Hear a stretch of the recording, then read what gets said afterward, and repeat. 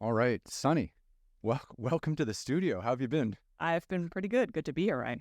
Excellent. I'm just going to hold on just one sec. You are taller than my last guest. How's that possible? Maybe the chair's higher. Maybe the chair's higher. Oh, okay. There we go. Not bad. We're back. Okay.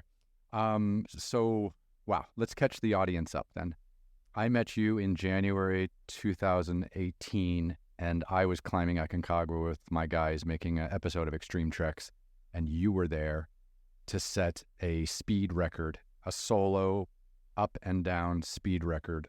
And yeah, we were in base camp for a couple days. And then, of course, I think you went up before us, and then we lost you and didn't lost track of you. And then we went up, summited, and went back, and we never saw each other again. So, of course, now we have to talk about it.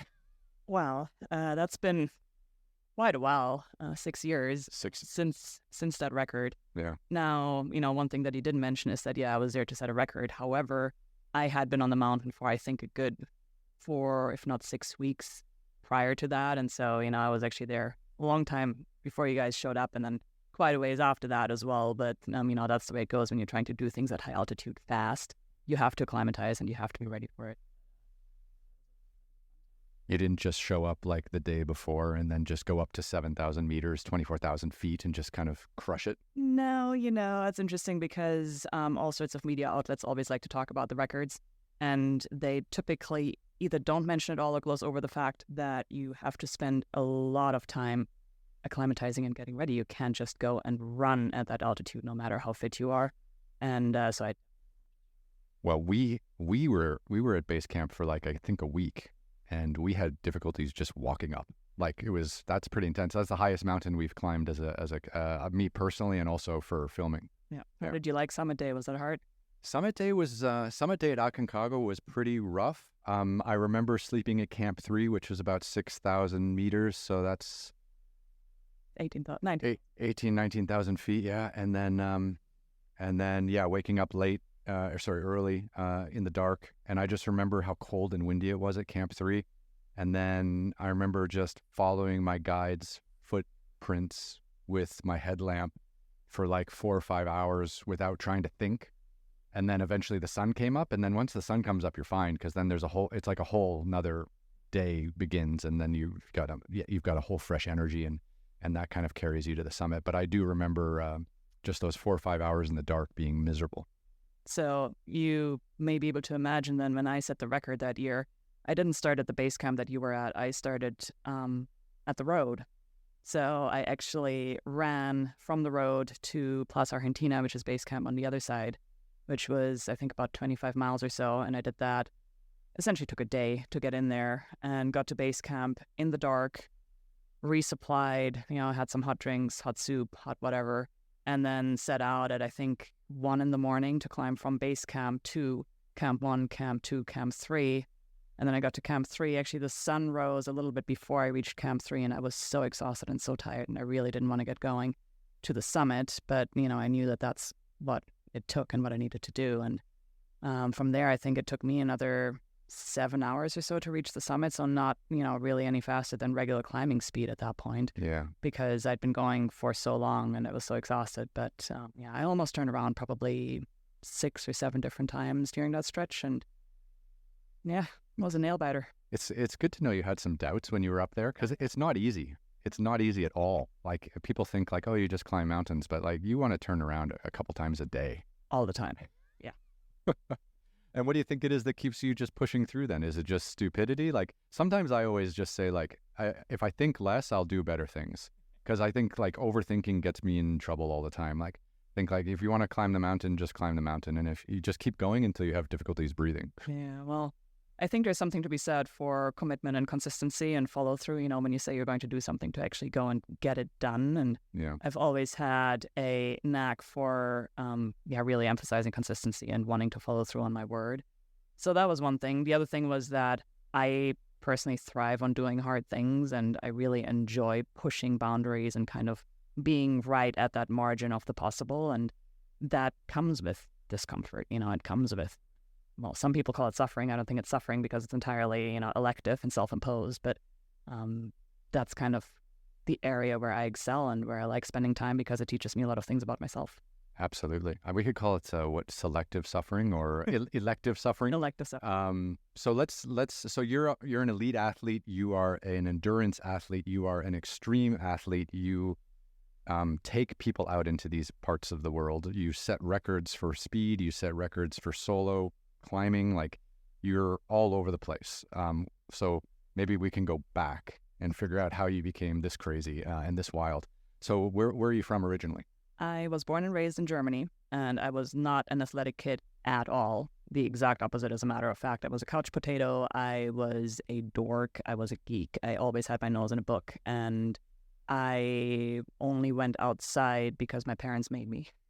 So, yeah, definitely not rooted in my childhood, though my parents did try to kind of instill in me an appreciation for the outdoors and an appreciation for being active and doing things. But I grew up, in Germany until I was 18. I went to college in Switzerland for a little while and transferred to the U.S. And, just kind of pursued a regular career. I got an MBA and I worked in finance and in consulting, and I didn't really discover adventure and extreme pursuits until my early to mid-20s. I ran my first marathon in business school when I was 24, 25, and my first ultramarathon shortly thereafter at age 26, and it kind of went downhill from there. Okay. Well, let's unpack some of that. So you grew up in Germany. So what part of Germany? Because obviously the northern part of Germany is kind of flat and boring. Southern part of Germany is kind of exciting. There's some mountains and some skiing and things like that. So which part did you grow up in? I grew up smack in the middle, very close to Frankfurt. Okay. So, kind of in the hills. Definitely some outdoor opportunities, but not crazy mountains or anything like that, though. Both of my parents' families had ties to the Alps, and so we did go and spend both winters and summers in the Alps, and we'd go skiing and hiking and, do all of those things, but it was always very, very recreational, very bite-sized, go out for a couple hours and then come home, take a hot shower, sleep in a nice bed, like that sort of thing. There was no kind of role model at that time for you to say oh, if this lady can go out and do this stuff, then I can grow up and do that too. Like, yes and no. So my mom at age 54, I believe, decided to run a marathon just because she wanted to see if she could. And that I thought was, pretty impressive. And since we weren't a family of athletes at all, that was kind of a big deal for me as a teenager, seeing her train for that and then do it. So plus, at the time I thought, 54, that's so old, right? How are you able to run a marathon at age 54? Now, I'm still younger than that. I'm 38, but my husband's 63, so I no longer think of 54 as old. 54 is the new 34. Exactly. I mean, come on, we're all just aging so nicely these days. It's crazy. I mean, I'm planning on peaking in my athletic performance right around that age, hopefully, maybe later. But anyway, so, my mom definitely gave me an example of what it could look like to push boundaries in a more conventional way. And my dad's dad, so my grandfather on my dad's side, had a penchant for doing big things in the mountains without being qualified to do those things. So, for example... That's very European, by the way. Oh, so European. Yeah. There was an Alpenstock at his place, which is essentially, an old school ice axe with a huge wooden handle, super heavy, super tall. And that was his. I actually used that on my first 4,000 meter climb, but that's a different story. My grandfather summited Mont Blanc, I guess, when he was a younger man. And he then was rumored to have dragged my dad and his siblings up all sorts of mountains in shorts and sandals, being like, oh, it's right there, we'll just walk across the glacier. It's no big deal. It's never that easy. It's never that easy. Yeah. So, I did have some role models, but no, my family was certainly not into extreme adventure or anything like that. And what was your time in Switzerland like? Because obviously Switzerland, oh, geez, wow, whiskey has made an appearance on the podcast. There we go. Hi, whiskey. Yeah, let me just hold on one sec. He will dominate the conversation if we let him. Oh, that's okay, which will maybe give me the opportunity. That mic a little closer, so I don't have to lean in quite so much.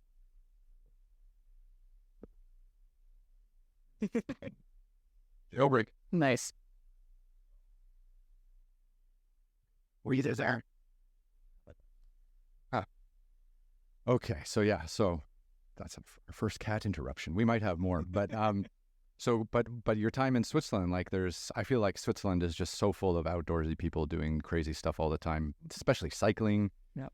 Climbing, trekking, did that influence you at all? I did none of that. I went to school in Lugano for a year, which is a beautiful spot on the Italian border. And there is running, hiking, climbing, mountain biking, skiing, I mean, all the things. And I did nothing. I think I left town once because my parents invited me to meet up with them for a little skiing weekend somewhere in the Swiss Alps. And I think that is literally the extent of what I did in the outdoors while living there. So you could say like you had a bit of a bookish upbringing. Would that be fair to say? 100%. So this is even more exciting. So how old were you when you moved to the U.S.? I was 19. Okay. And where did you land and where did you go to school? I ended up transferring to Harvard College and did my undergrad in government, U.S. politics, at Harvard College. And then I spent the next 6 years, I believe, in Boston still, 2 years working in finance, 2 years attending Harvard Business School for an MBA. And then I guess I kicked myself out of Boston after business school. So it would have been another 4 years after I graduated. Wow. And what was it being like? What was it like going to Harvard? It was interesting. It was a childhood dream come true, I would say. Well, childhood, teenage dream. I think what had happened was that I have a sister who's 5 years older than I am, and she had gone to school in the U.S., and I attended her graduation ceremony actually here in Los Angeles at the University of Southern California. And I remember sitting in the audience, as the ceremony was happening and she was walking, which is not something that happens in Germany. Like it's, graduate, you get your diploma. Like there's no big ceremony or anything around that. So the U.S. does pageantry better than anyone else. 100%. So I was very impressed by said pageantry. And I decided, I think then and there, that I wanted to have something like that, but I wanted to have it at Harvard. And I don't think I even knew what Harvard really was, but it just, somehow, I had picked up on the name and I'm like, I'm going to go to Harvard. So I applied as a senior in high school, and I applied to Harvard, Yale, the University of Southern California, and this random little college in Switzerland. And surprisingly, I don't know how, but I got rejected by Harvard and Yale. Okay. I'm like, how is that possible? That completely shattered my world because I'm like, I got perfect grades. I got all these extracurriculars. Like, I don't know how I could have possibly improved my application. Why am I not getting in, right? That just didn't fit into my worldview. But anyway, so didn't get in there. I did get into USC where my sister had gone. However, she had a merit scholarship. I was not offered a merit scholarship. So didn't want to go on those terms. And that left me with a little school in Switzerland, which is where I ended up spending my freshman year. And then tried again, to transfer to Harvard and got in as a transfer student. And so after that long journey, showing up on campus and, I'd never visited, I'd never been, I'd never seen it, but landing there and seeing, just the storied buildings and halls and everything, that was cool. It felt like I was in a Harry Potter movie, essentially.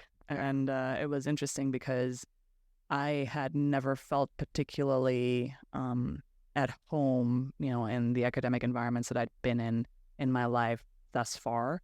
And that changed rapidly once I arrived at Harvard. So from that perspective, it was really incredible. Plus, some of the professors and the opportunities and, the research facilities and the networking. I mean, it's amazing what students have access to at Harvard. So that was fantastic. But from a social perspective, it was a bit isolating and, about the way you would imagine probably an Ivy League school. Yeah, no, it's crazy. I've done some speaking events at Ivy League schools in the past, and it's a pretty interesting group of people. Like you get a lot of international students, which is where you came into the mix, and they do try to keep like a certain level of like internationalism, on the campus with regards to the student body, making sure it's kind of somewhat diverse.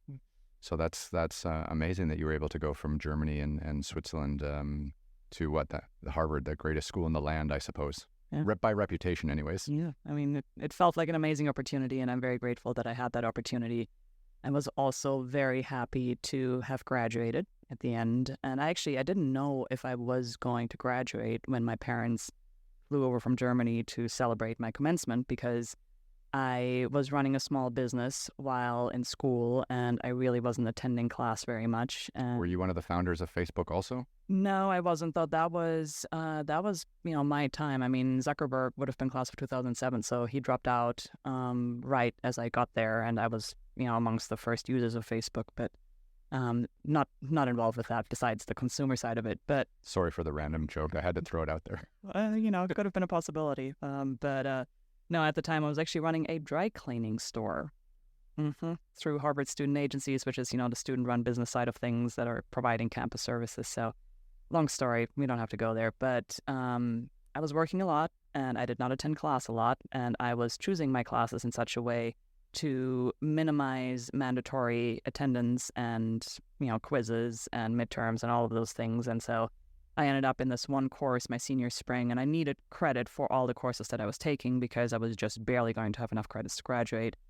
I ended up in a course that had no mandatory attendance, no mandatory quizzes, no mandatory problem sets, no mandatory midterms. Like, everything was optional until the final. And you could take things, but, I didn't. And so the final was going to count for 100% of my grade.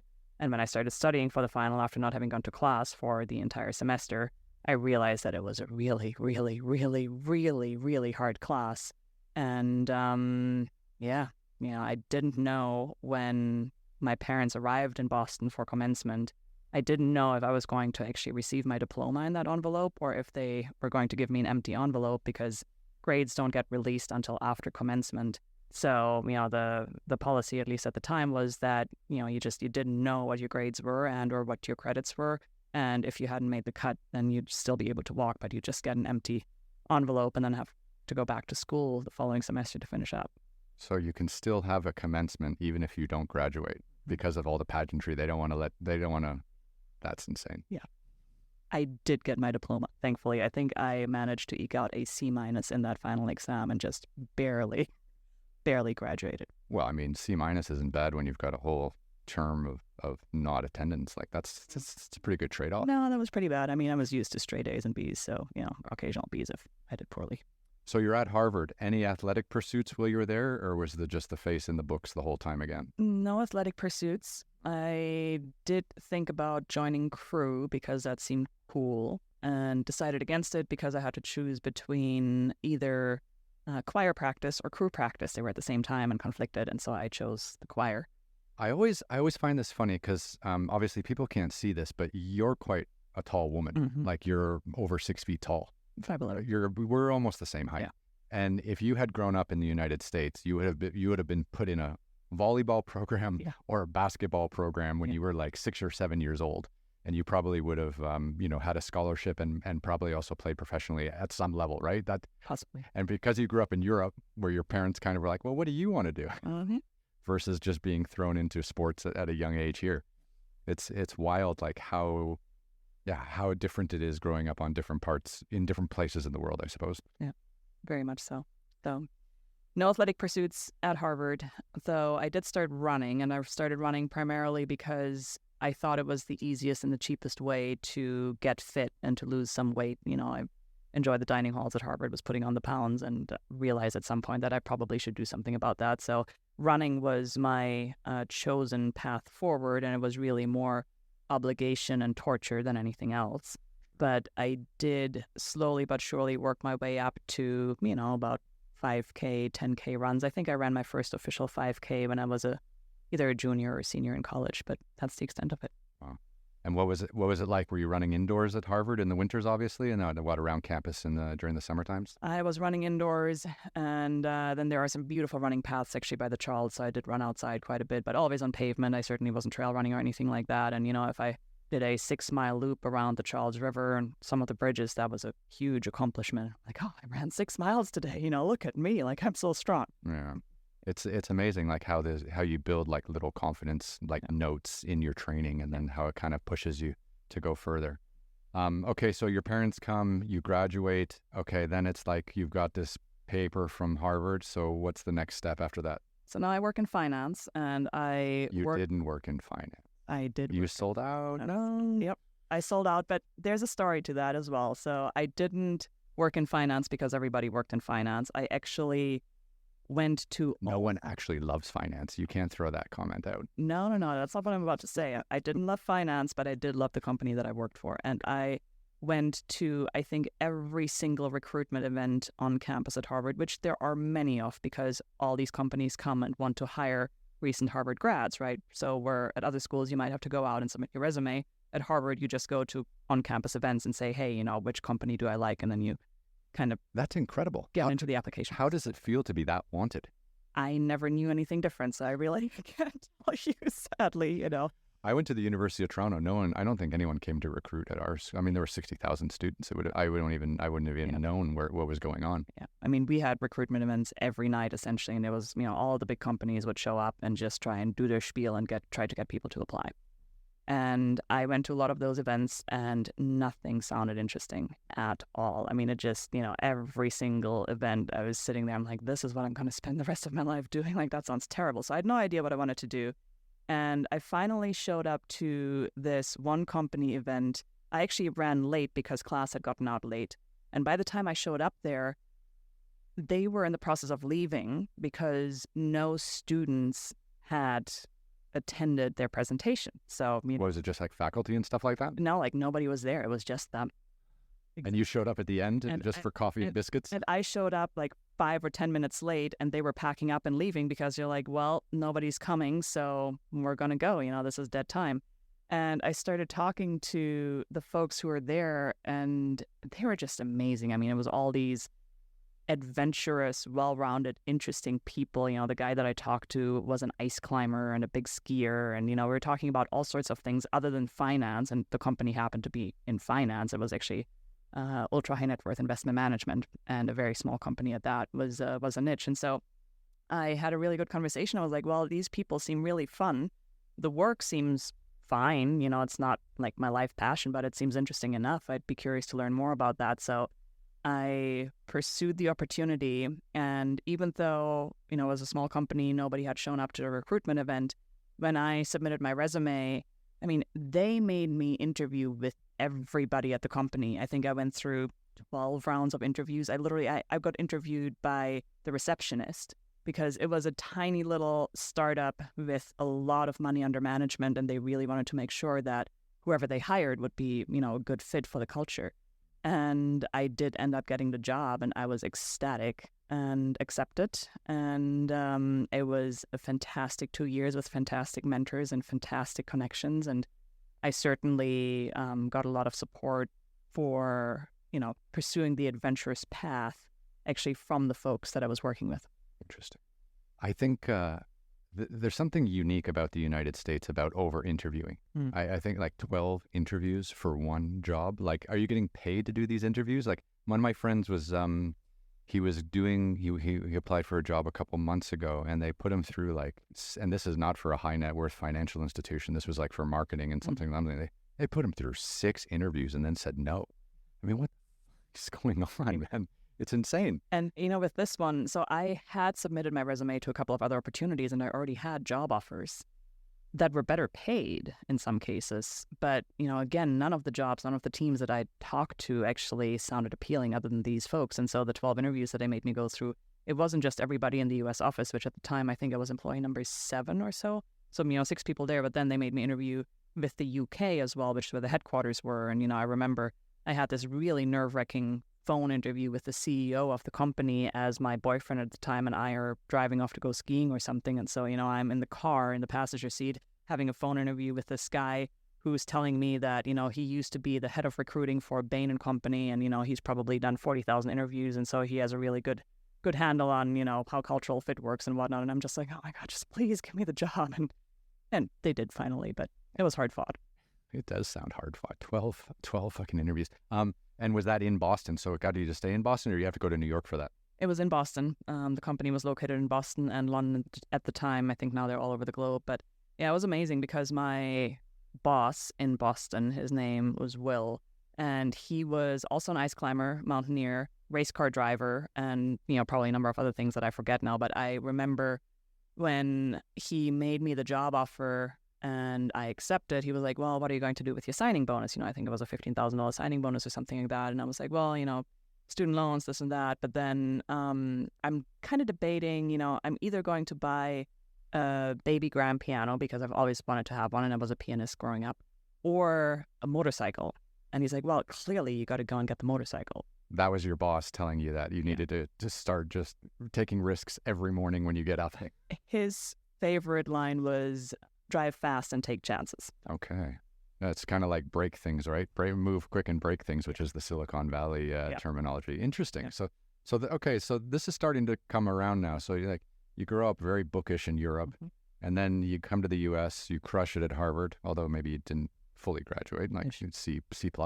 And then your first boss is a lunatic / adventurer / financial genius, and he's like, yeah, you should start just taking risks all the time. Yeah, I would like to point out that he's definitely not a lunatic. He's fantastic, and I hope that he'll listen to this podcast at some point. We're still in touch at this point. That's good. Lunatic was my word. Yeah. No. But clearly a risk taker, an adventurer, and a financier as well. So it's funny how some of these things kind of go hand in hand. And as a matter of fact, so there were two influential things that happened with Will, my boss at the time. The first one was that, this was 2007. I graduated in 2007, and as you may or may not remember from, depending on where you were at the time, but there was a pretty massive financial crisis that started in the summer of 2007. And then went into 2008, 2009. It was all about, subprime and, being overlevered and whatnot. Well, Lehman Brothers. Yeah, exactly. So when I got hired at the company, we were managing this big fund of about $400 million that was hosted on the Bear Stearns platform at the time. That was the first bank to go under. Exactly. And that happened in August, I believe. I don't remember the exact dates. But Will, being an adventurer and a mountaineer and whatnot, had an annual tradition of going to Bolivia and going off-grid to, adventure and mountaineer for a couple of weeks. And so in early August of 2007, I had just graduated, 2 months prior. He left to go off-grid, and this was like completely off-grid. He wasn't carrying GPS messaging or anything like that, so he was just not reachable, period. And he was the one who was kind of overseeing this $400 million fund. And I was the one who was assisting on the portfolio management, which was really just like carrying out rebalancing trades and whatnot. I didn't have any decision-making power, right? I was just running the reports and kind of helping make the whole thing happen on a day-to-day basis. But the decision maker is in Bolivia doing ayahuasca in the jungle. And now it's up to you, right? So at this point, Will, before he leaves, tells me, well, if one of the big indices crashes and we're losing more than, say, 1% a day, going to happen, but if it happens, just run a risk report, see what you have to do, talk to the CEO if you have to rebalance. Well, and I think the second day that Will was gone, the S&P dropped by 2.7% in a day, and here I am, and I'm like, what do I do, right? Yeah. And anyway, so things just kept getting worse and worse and worse and worse, and it was me being the only person at the company who kind of really knew how that fund worked, being 2 months out of college. So that's crazy weight on your shoulders. So that was fun. That was the first thing that happened. Did you embrace that kind of pressure, or did it scare you to the point where you wanted to get out of the industry? Because you could go really two ways on that. $400 million is not a small amount of money. And having that pressure on you could make you want to walk away from finance for life. I embraced it, and in some ways it was incredibly stressful, but I'm also like, listen, I just started this job. I'm doing the best that I can, obviously. It's not my fault that I'm all of a sudden handling something that's way bigger than what I should be handling. And it gave me direct exposure to the CEO, of course, because the CEO is not like, oh, crap, this new hire is the only person in the company who actually really kind of can get her hands on this thing and, try to figure out how to make things happen, because I don't know how the day-to-day operations work, right? Yeah. So anyway, so it was a high-pressure environment, but I think it helped me establish myself at the company, and I actually really enjoyed it and thrived on it. But I mean, it was stressful, and it also showed me that, when you go on an adventure and you're not reachable. Doesn't matter if the financial world is ending. Yeah. You're not reachable, Anyway, exactly. So that happened. The other thing that happened was that Will at some point took me aside and said, listen, both he and I knew that I was going to go to Harvard Business School after 2 years because I had already been accepted into Harvard Business School as a senior in college. So my employment at the company was always limited to those 2 years. And he took me aside and said, listen, you really need to go and travel. And I said, what do you mean? I've been to probably 20 or 25 countries because my parents had prioritized traveling, and we'd done lots of, German tourist vacations. So I'd been on the beach and, done all the things, I thought. And Will says, no, I don't care how many countries you've been to. You need to go and put on a backpack and be on a budget and be by yourself and go travel. And I thought about it, and then I did exactly that. Oh, wow. So how old were you when your fund went into crisis? 25? Oh, no, I was 22. 22? Yeah. When you're running off. Okay. And then Will comes back from Bolivia, pats you on the back and says, good job. Thanks for covering for me. Pretty much. And And then he says, by the way, before you go back to Harvard Business School, you should like get some travel under your belt because these are the days, right? Exactly. So that's what I did. I quit that job a couple months early at the end of March 2009. And then I spent April, May, June, July, August traveling on a $4,500 budget, I think, doing 10 countries and getting my scuba license, not just my license, but my actually dive master certificate along the way, which in and of itself is a big chunk of money. So you can imagine, how cheaply I was living for the rest of the time. And I absolutely loved it. It opened my eyes to so many things. And I then came back after doing this, transformative trip for 5 months. And I show up back in Boston to start Harvard Business School. And I am amongst, all these khaki and blazer wearing folks who are, taking their schooling and their position in life very seriously. We can call them what they really are if you want, but I won't. I mean, you're welcome to call them whatever you want to call them. And I've made many dear friends there. Actually, my best friend is, from that time at Harvard Business School. And it was a transformational experience for me. But I showed up to Harvard Business School. I'm looking around and I'm like, I don't know if I can do this. This just seems terrible. Yeah. Like just terrible being in that ecosystem or just like, what am I really going to learn? Because like the MBA has its limitations, right? I mean, you might be able to get something out of it, but it's probably just going to lead to more work, more hours, more pay. But I mean, like I just read something like last week in the Financial Times where the London Business School said basically like they're going to have to stop doing their MBA program, or their MBA program is just kind of run its course and then you want to start trying to figure out how to do other business degrees and things like that. Oh, yeah. Well, my concern, I think, around HBS was that the culture that I was trying to reintegrate to was so vastly different from what I just experienced for the past 5 months. Well, you were living in hostels and eating pizza and scuba diving. Yeah. Yeah, exactly. I mean, I was, seeing so many different things and meeting so many different people from all walks of life. And then all of a sudden I dropped myself back into this very homogenous, very career-focused environment where I didn't even know what type of job I was looking for, what type of career I was thinking about pursuing at that point. I'd been admitted into HBS kind of, with serendipity as a senior in college, and I wasn't sure that I wanted to be there. So I spoke to the administration and asked if I could defer for another year to try and get some more experience under my belt, do some more traveling, and figure out what I actually want to do with my life. And then, well, how do you figure out what you actually want to do with your life at 24, right? But I'm still trying to figure it out. Exactly, but figure out a bit more than I had at the time, which direction was interesting to me before coming back and completing the MBA. And the admissions office essentially told me, well, we're not going to let you defer. It's up to you. Sounds like you don't want to be here, so maybe you shouldn't go.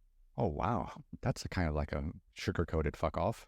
I mean, they had a point. There are a lot of people that want to go to Harvard Business School and very few that get in. And I'd been admitted for 2 years and I was coming back and I was like, I don't know if this is for me. But they should want people with their own ideas who have gone out and seen the world. Like that enriches, I think, the class environment more than more posh kids from the Upper East Side. Like there's an experience level of people that you want to have in that room. And I would absolutely want to be with people who have, spent a year, 12 months traveling on a shoestring budget and bringing back all those stories, because you learn about politics, you learn about government, you learn about finance, you learn about everything when you're traveling like that. And you see how other countries work and operate. It's such a valuable life experience, but it's also a business experience especially being on a budget like that.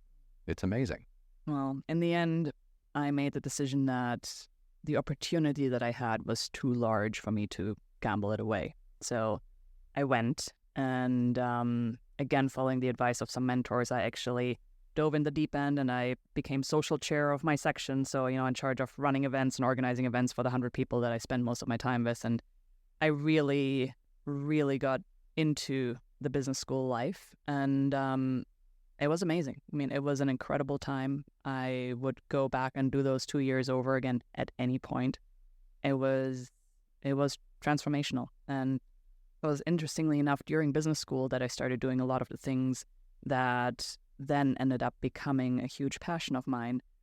It was just that the things that I picked up, climbing, running, more adventures, more travel, had nothing to do with the actual academics behind the MBA. So I ended up paying a lot of money to realize that what I wanted to spend my life doing, I didn't need an MBA for.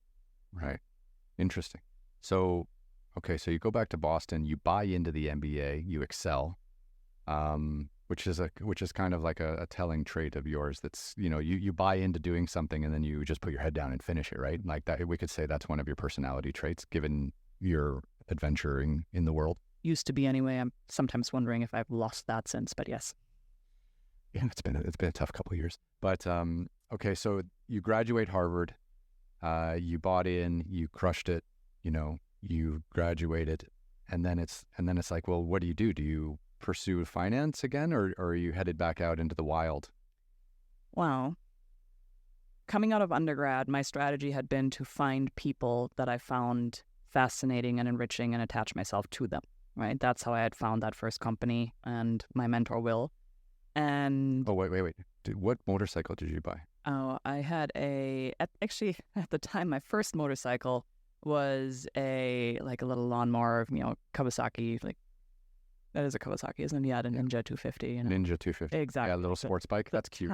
Tiniest little thing. And then I upgraded to a Suzuki Gixxer 650 after I had spent a couple of years learning how to actually ride the thing. That's amazing. So you were a sport bike lady back in the day. Got pulled over a couple times, by the way, because I would use the bike. I didn't have a car, so my commute was either with public transport or on foot or by motorcycle. And people have to know that in Harvard, in Boston, it's snowing 6 months a year, so you can only use your bike in the summer. So you're only using it like 3-4 months a year anyways, right? You can use it in the snow. It's just a little dicier. I mean, I know you love motorcycles, so you know what that means. I do. But they don't do snow tires for motorcycles. No, they don't. And I did drop it a couple times because of that. And I also worked in finance, so I was wearing a suit and heels every day. And I would, of course, ride the bike in my suit with my stilettos. And I got pulled over by the cops on at least 3 separate occasions, being like, ma'am, is this your bike? And I'm like, yeah, is there a problem? And they're like, you can't do that. I'm like, what do you mean? And they're like, your footwear isn't safe. And I'm like, what are you going to do? Give me a ticket? And they're like, no. And great if they gave you a ticket for wearing high heels on a motorcycle. Yeah. Anyway, I mean, it was like a 1.5 mile commute, so it was very short. But okay. Yeah. So back to graduating Harvard and your mentor, Will. Yeah. So the strategy that I'd pursued coming out of college had worked really well for me, where I was prioritizing people over the actual content of the job that I was choosing. I think that's important for life at every stage, isn't it? Like the people you work with make the job, not the job. I think so. Yeah. For me anyway, I've never had this one topic in my life where I'm so passionate. I'm like, I know I need to spend all of my life talking or thinking about this. So, I'm always following people. And because I'd had success with that strategy, I was trying to replicate the same thing in business school. I knew that I didn't want to go back to my old company, even though I had loved it, because when I had joined that company, it was tiny. I was the 7th employee in Boston.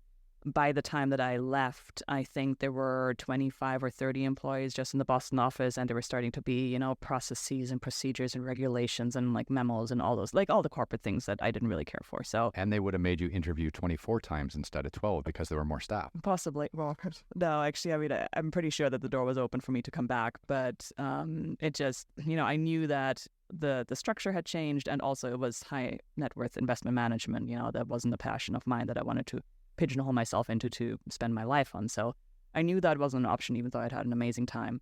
So I started looking around on campus again, doing the same thing. If there's a lot of companies coming to recruit at Harvard undergrad, there's even more companies coming to recruit for Harvard Business School. Is this are these companies like McKinsey or Boston Consulting or Google? Like everybody, everyone. Yeah.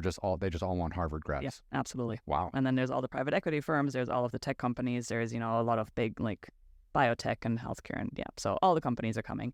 And I sat through all the presentations and talked to all the people, and I was all like, oh, none of it sounds interesting.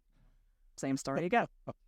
Now, one thing that I knew nothing about at the time, and that I was pretty sure though I didn't want to do because I didn't know anything about it, was management consulting. So McKinsey, Bain, BCG, that sort of thing.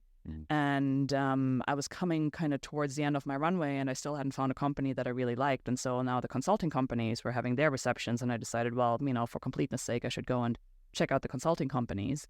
And I walked into the reception that was hosted by Bain and Company, which is one of the top 3 consultancies. And something that I should say is that Will, my mentor, had worked at Bain prior to the other company that, where I met him. And did he have something nice to say about it? And as a matter of fact, the entire company that I had worked at essentially had been born out of an initiative at Bain. So it was a lot of ex-Bainies, it was a lot of Bain speak, it was a lot of Bain culture. And Bainese, Bain speak, and Bain culture. I like that. yes, indeed.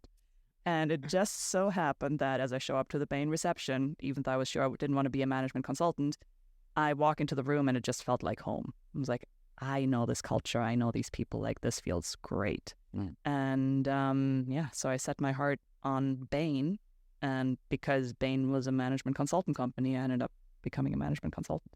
That's crazy that you can be on campus, walking into a room that you don't want to be in. And then when you cross the threshold of the door and you're immediately greeted by people, you automatically just feel comfortable and you're like, well, whatever this is, I'm in. Yeah. And not just that, I decided that Bain was the company for me, it was the place for me. And I called in some favors from my old boss, from Will, who had said, listen, wherever you want to work, on Wall Street, private equity, whatever it is, tell me who. We know all the people. We're going to make phone calls. You're amazing. I want you to be wherever you want to be. Oh. So it was amazing having that connection, right? And I called Will and I said, hey, Will, you're going to laugh. I know exactly where I want to be. It's not finance. It's not private equity. It's not venture capital. It's Bain and Company. And he was like, really? I have an ignorance block here. What the hell does a management consulting company do? Like, I know governments sometimes hire them to do like feasibility studies, like maybe should we build a dam or should we invest here or invest there? And I know publicly listed big companies also do the same, right? Where they want to try to figure out how to best take advantage of a situation. So they bring in outside people to be kind of objective and tell them essentially what to do or how to invest or where to invest. So is that kind of the kind of stuff you were doing? That is kind of what Bain does, what any management consultancy does. I mean, you can think of it essentially as incredibly highly skilled and very expensive temp labor, right? Anything that you need fixed in your company and you don't have somebody internally who's qualified to do it, or you just, they're out of capacity, you don't have the additional resources, you go and call a management consulting company to go and fix your biggest issues because they're super fast, super smart, they get it done, and, they're able to figure out pretty much anything. Because they're all Harvard Business School grads. No, not all of them. But, the intellectual rigor behind the consulting companies, the top tier ones anyway, it is pretty amazing. I mean, the problem solving that happens in there, the analytics, it's pretty wild. So did you feel comfortable in that environment coming out of Harvard? Like, because you're on an elite track to doing really whatever you want. I did feel comfortable in some ways. I knew that I could do the work.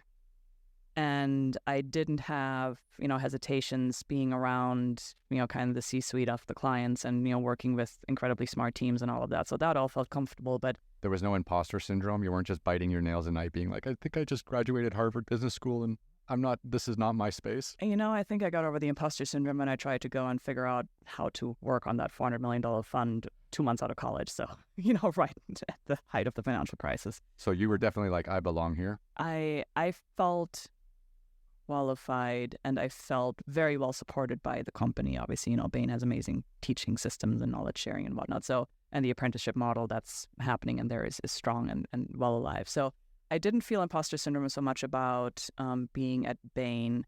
So, there's always a little bit of working through a lot of skepticism from clients, right? Because particularly if you're working with a company who maybe doesn't have a big consulting relationship history, or even if you work with one that has had consultants for many years, it can be a bit of a tension-laden environment because... Well, you're always justifying your fees, right? So if you're charging people a lot of money, they're always justifying like quarterly, I guess, whether it's worth it to hire the big brains out of Boston or New York, right? Well, it's that. And essentially, if you do hire consultants as an executive, you're pretty much telling your internal team, hey, there's something here that you can't handle, right? And then the consultants have to work very closely with the internal team because how are you as a consultant going to figure out what's going on at the company if you're not talking to people and getting all the data and yada, yada, yada. So, there's always a bit of a bit of tension there.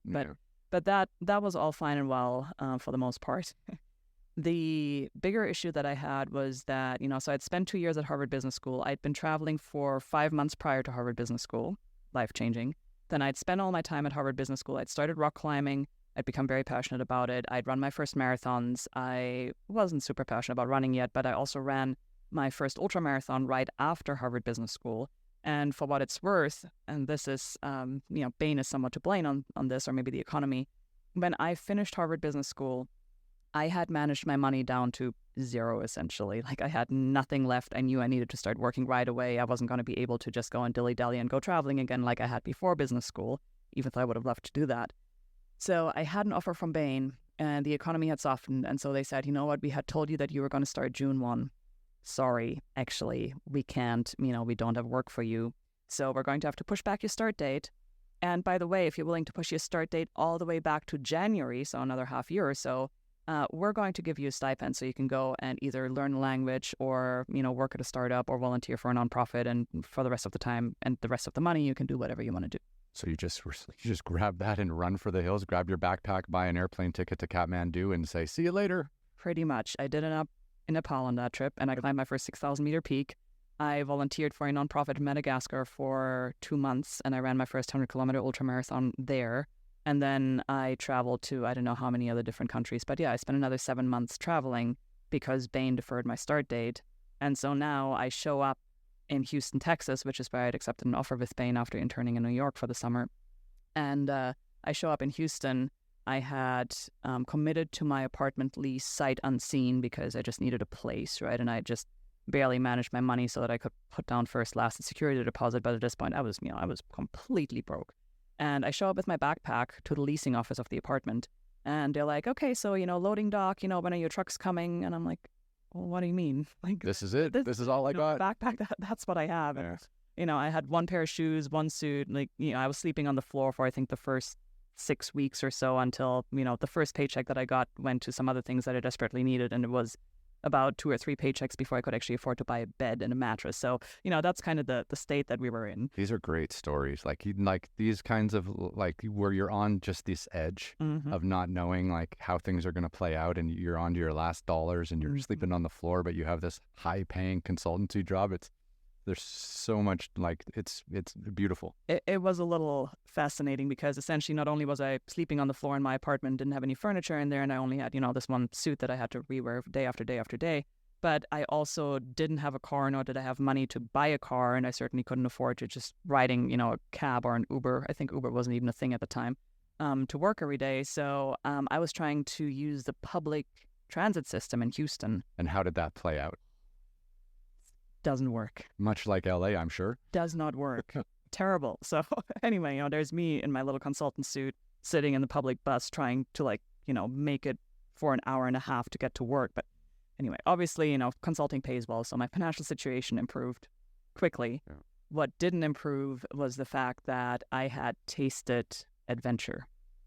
And that's a taste that sticks with you. Yeah. So at this point, I didn't feel like an imposter at work. But I was sitting in, my little office or in the conference room, wherever it was. I remember at the time, I think my first client was BP, British Petroleum. And I was just sitting in their corporate offices up on the 36th floor or whatever it was and staring out the window over Houston and just thinking about and wondering how I could get back into the mountains or back onto the trails. Amazing. So, okay, so you graduate Harvard, you get this job with Bain, and they defer your start date. I think this is amazing. I think every big company should do this because I think if you can pay someone to go out and have a life-changing experience before they come and work for you, it's hugely beneficial. And it seems like that's exactly what they did. But then it also kind of destroyed your employment with them because you were just addicted to travel and adventure. Yes and no. At the time, I was certainly addicted, and that was part of the reason that I had chosen the Houston office within the Bain system, because Houston has an amazing airport, and you can go anywhere pretty much, either coast or Latin America on a dime. Yeah, I mean, Latin America, Houston is the united hub for all of Central and South America. Yeah, I've flown in and out of there a dozen times. So, interestingly enough, at Bain, I had managed to land a position at Bain, New York, which is the most sought-after Bain office in the system, at least, in the Americas. And I'd gotten in there. I'd done my summer internship there. I spent, 10 weeks or so in Manhattan. And then I decided to move myself out of there and ship myself off to Houston to that office because the infrastructure was way better for what I wanted to do on the weekends, because the cost of living was so much lower, which was going to allow me to pay off my student loans faster. And because, again, I like small, kind of chaotic, startup-y entrepreneurial environments. And the Houston office was brand new in the system. So it was a very, very small office versus New York, which had 350 people. Oh, wow. So I can just imagine you waking up in the morning, having a coffee, putting on your suit that you would wear to Bain, looking in the mirror, and then in the back of the mirror, you see the reflection of your backpack and your boots or your climbing helmet. And then you just kind of leave the apartment, go down to the bus or to your car and go to work, knowing that your backpack and your boots and your climbing helmet are still at home. And you're like, that's what I should be wearing today. Pretty much. I had this feeling a lot too. I definitely didn't. So I had a bit of an opposite youth to you. You were very bookish and doing all these things, but I was very into sports at an early age. So I had a father that was in the Olympics, so he got me doing all kinds of things. Anyways, I got into basketball, played basketball all through university. But then my adventuring came out of having to retire from playing basketball. So I wasn't good enough to play professionally. And then I kind of moved to China, and I was twiddling my thumbs in Shanghai, a city of 35 million. And I was feeling like the pressure of just being in this huge city. And then I made a friend, and then we decided to just go out to the mountains, whenever we could fit together a 7 or 10 day break. And we were going, and of course, being in Shanghai at the time was amazing because you could go to Tibet at any time. It was a 2.5 hour flight to Lhasa. And this was back in the day when Lhasa was totally open. You didn't need all the permits and everything like that. So we would just go to Lhasa. We had guides, we had drivers, we had everything. And then we would drive to a trailhead, grab a bunch of donkeys, a donkey driver, and then his wife, and she could cook, and we'd just go off. And then we'd come back to Shanghai and, put back on our, work clothes and go back to work. And I was doing a bunch of different jobs at that stage. But I always remembered being in the city and waking up every morning being ugh, nature's calling me. What the fuck am I doing here? Yep, 100%. 100%. Okay, so when did you quit from Bain? It took me a while, actually. And as a matter of fact, I had no intentions of quitting, even though I so very clearly cared about and prioritized adventure and my time off. I still didn't grasp internally that that could be a life. I had been so indoctrinated, I think, by my family and society that, you get a good job, you make good money, you get the promotions, you do all the right things, and you keep doing that until you have enough money that you don't need to. Right. So I kept thinking about how cool it would be if I could maybe take some time off again and go traveling again or something like that, something temporary. But I never had it in my head that I would quit Bain anytime in the near future anywhere.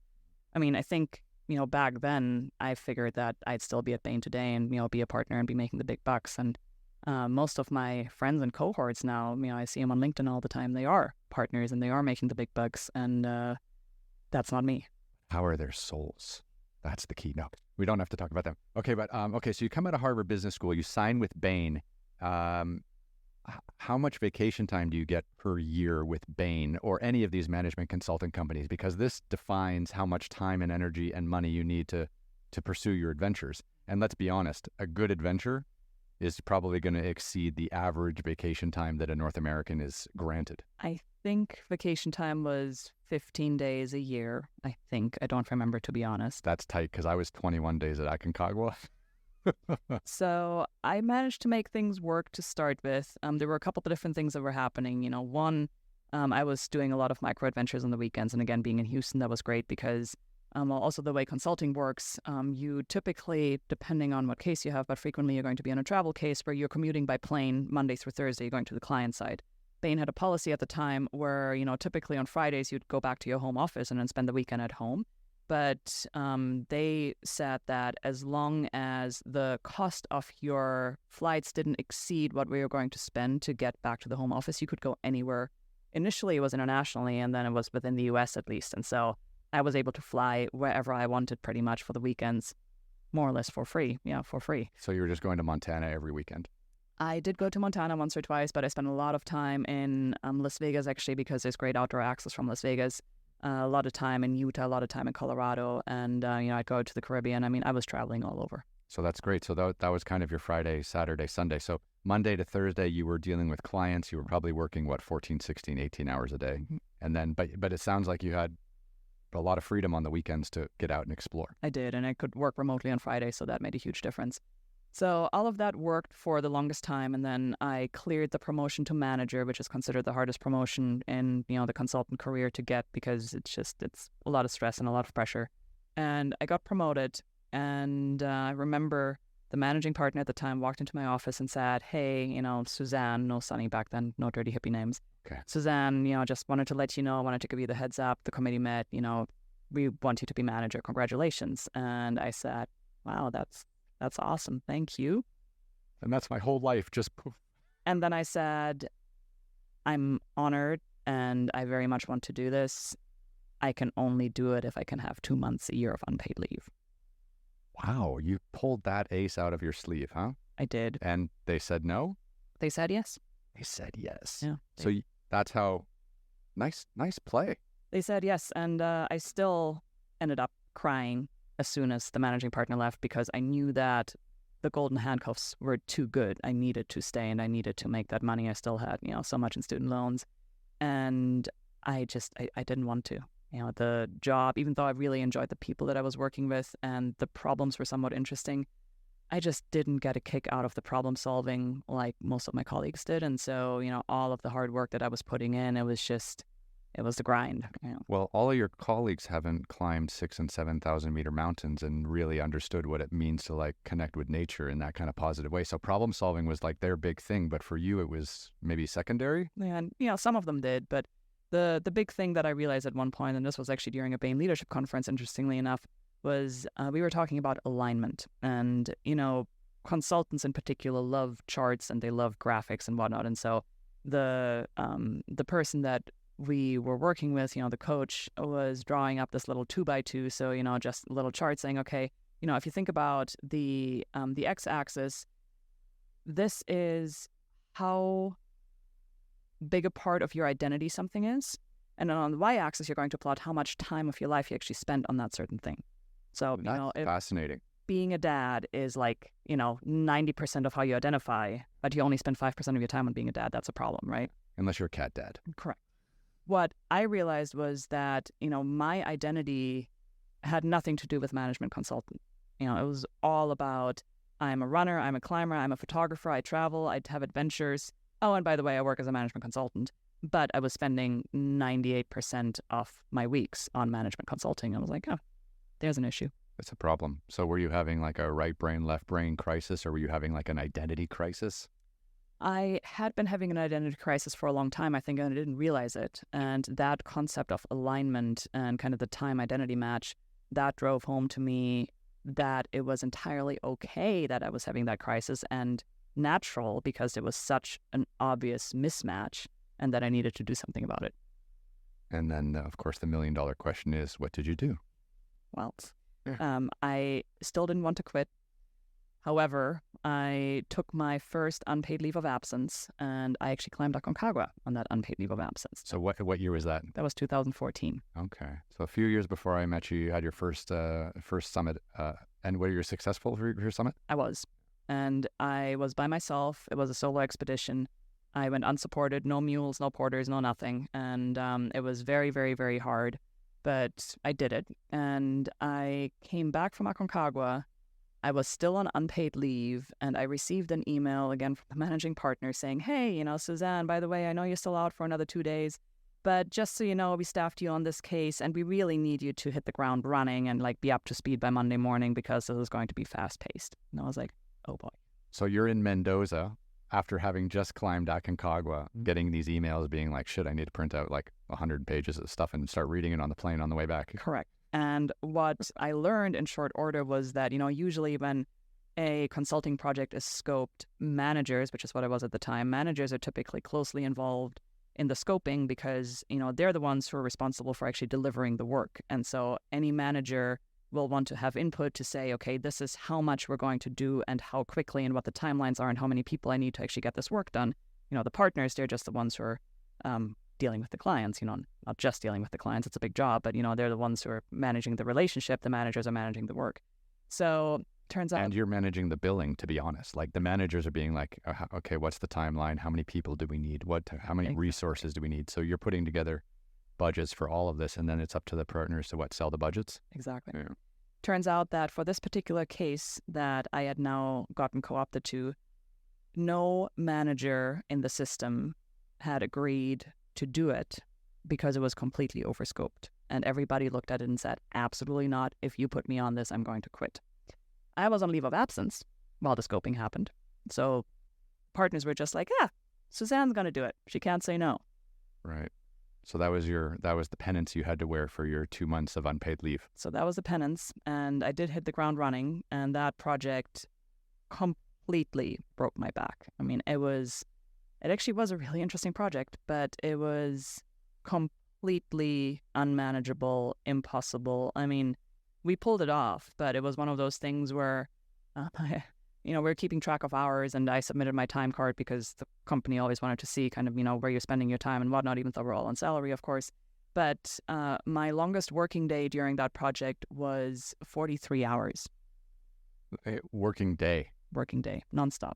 There's only 24 hours in a day. Correct. And the only reason that it was only 43 hours and not another probably 12 hours on top of that was because we were pushing up to the final presentation. And, the 43 hours I clocked out, I think, on like a Thursday evening at 2 a.m.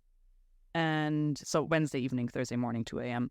And the only reason that I clocked out was because the partners and team that I was managing said to me, listen, you have to go and get sleep because you're presenting this to the CEO at 8 a.m.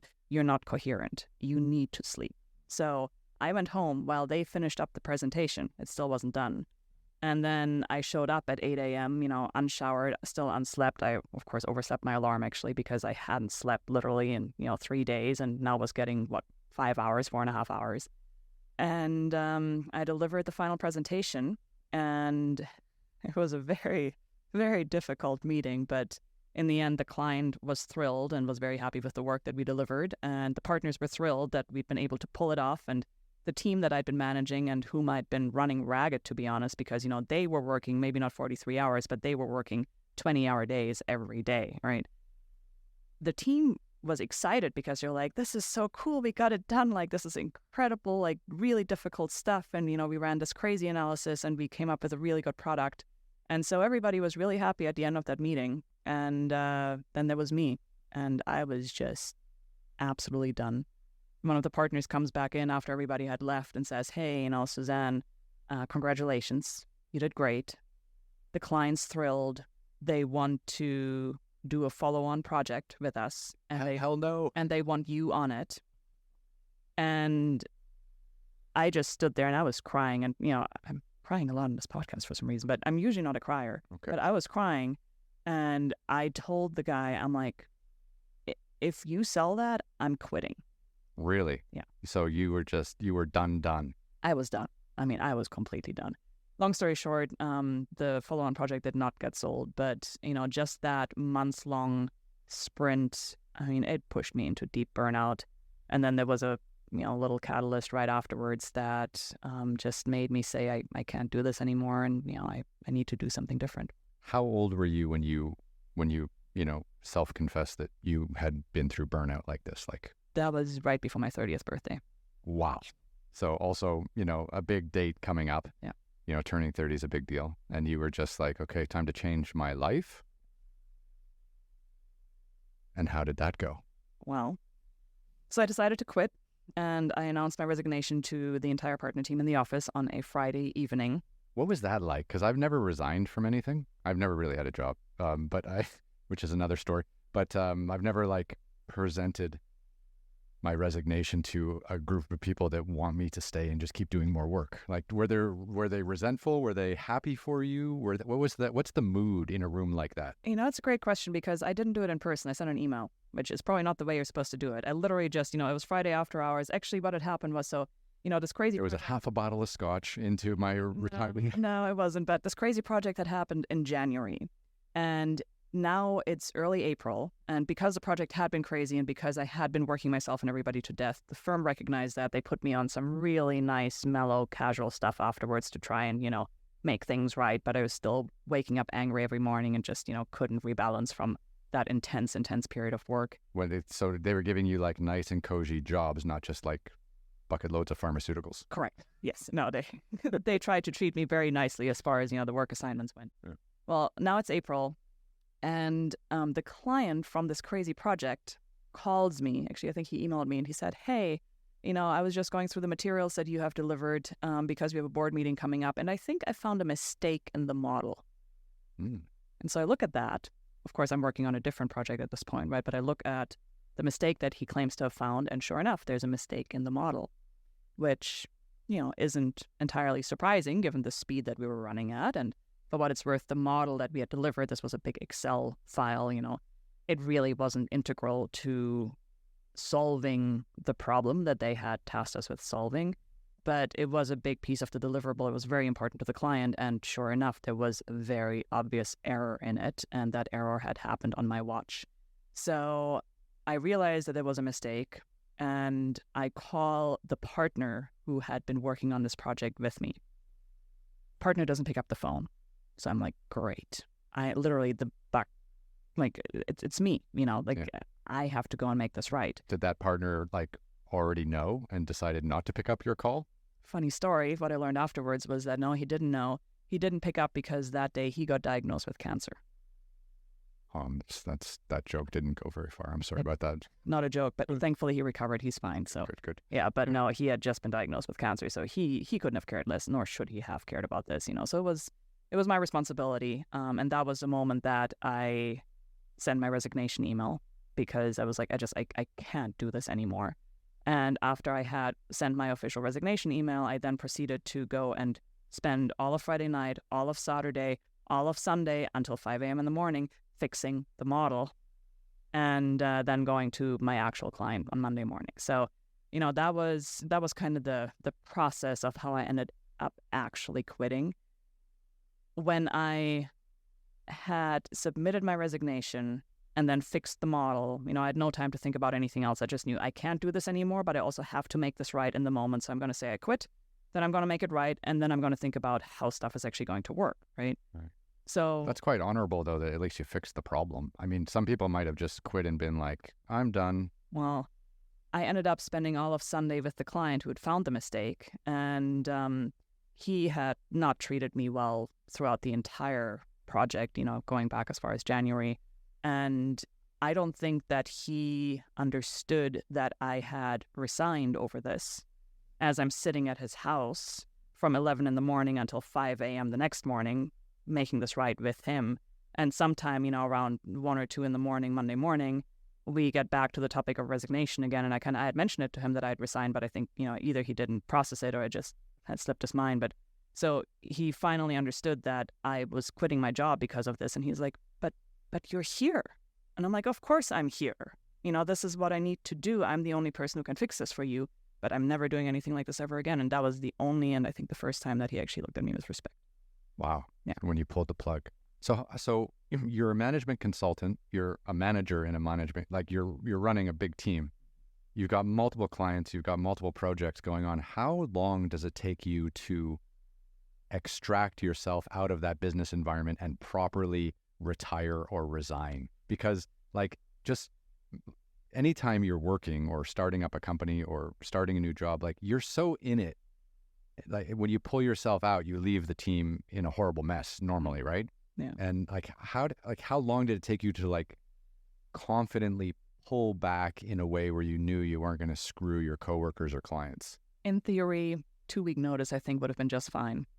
But that, of course, is not the way it happened. What happened was that by the time I'd fixed the model and then shown up to my day job Monday morning, completely unslept, I now started looking at the implications of me quitting with a bit, clearer head. And I was like, well, first off, I still have 6 figures in student loans. Secondly, I'm not a U.S. citizen. I'm here on a work permit that's sponsored by Bain. As soon as I quit, I have to leave the country.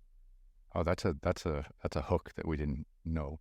Yeah, interesting. And, what else? I mean, it was really mostly just the legal, situation and the money. But I was like, yeah, and I have no idea what I'm going to do, right? So I backpedaled a little bit and I said, I am quitting, but it's now April. I'm going to see the project that I'm currently on through to the end, which was scheduled to go through, I think, either Thanksgiving or the end of the year. So I was like, listen, I am going to stay until end of December, collect my bonus, do all of those things, and then end of December, I will be gone. So you gave 8 months notice. Roughly, yeah. That's a little softer, though. Yeah. Yeah. The partners must have been happy. Well, it was great because, again, I think none of the partners' intent had been to break me or push me out of the company. So with me sending that email to everybody being like, screw this, I'm done, they did everything they could to try and convince me to stay. And of course, it wasn't overt. It was just, all the cushiest assignments and getting flown to all these leadership conferences, all over the place, and, training our young associates, at the Ritz-Carlton in Cancun and stuff like that. I mean, it was nice. Those last couple of months were nice because everybody was trying to be nice to me to get me to just relax, get over it, and change my mind.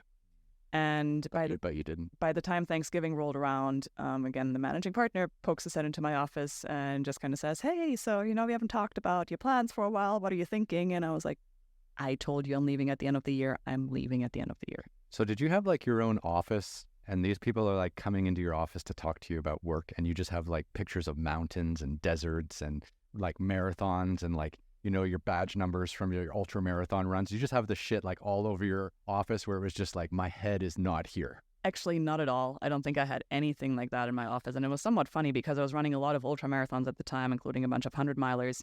And I wouldn't talk about that because, the folks that I was working with, I mean, it wasn't relatable, right? It wasn't part of the universe of experiences that people at the company had for the most part. And then I distinctly remember this one meeting where, at this point, we were working at Dell.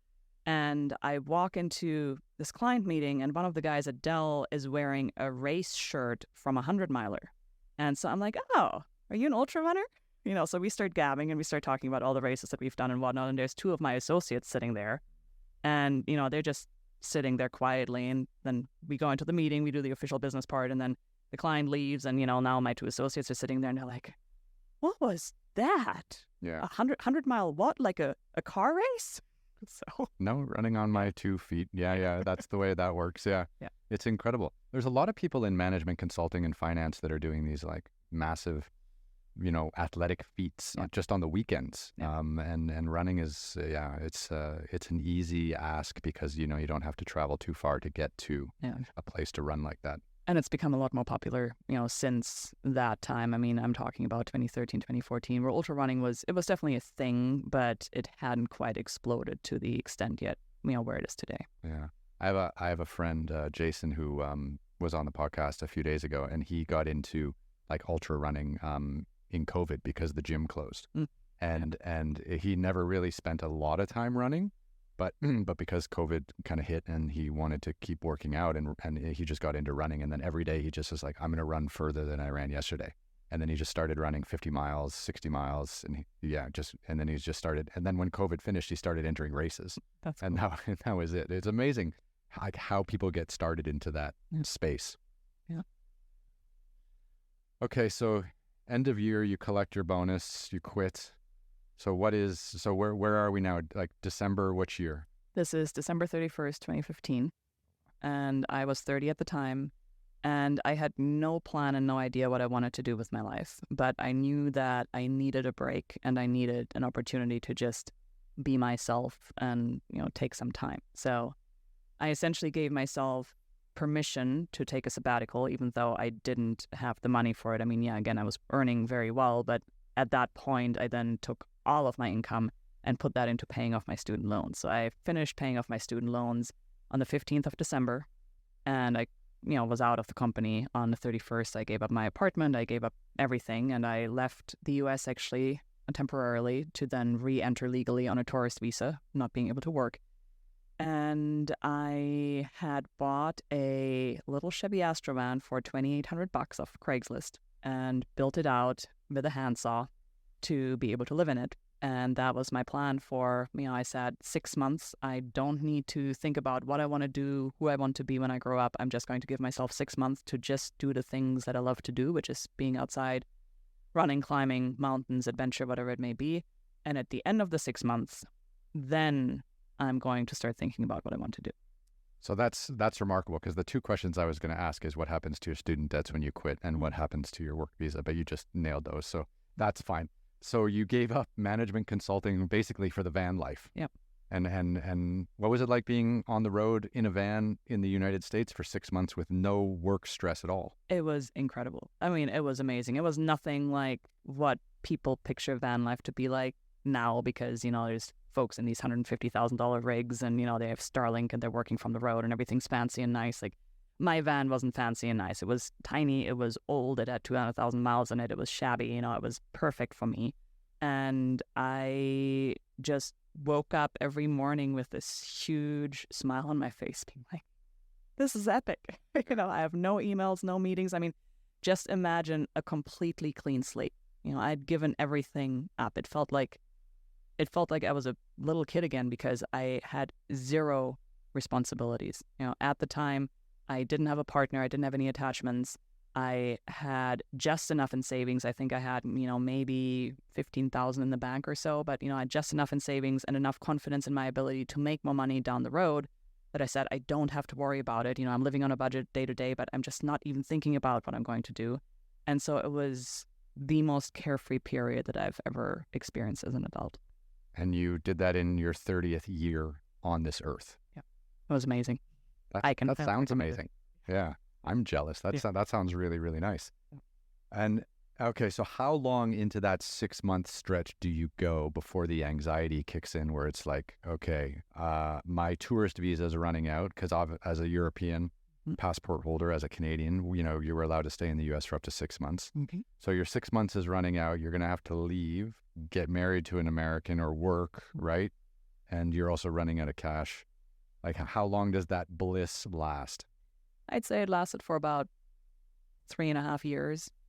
Oh, really? Mm-hmm. Wow, that's solid. So what'd you do after the first initial 6 months? Well, there were a couple of things. So from a financial perspective, I had promised myself that I wasn't going to use credit cards or max out my credit cards. I was debt-free at the time that I quit, which was amazing. I also had $50,000 in a 401k from Bain, and I also promised myself I wasn't going to touch that, because that's, retirement eventually.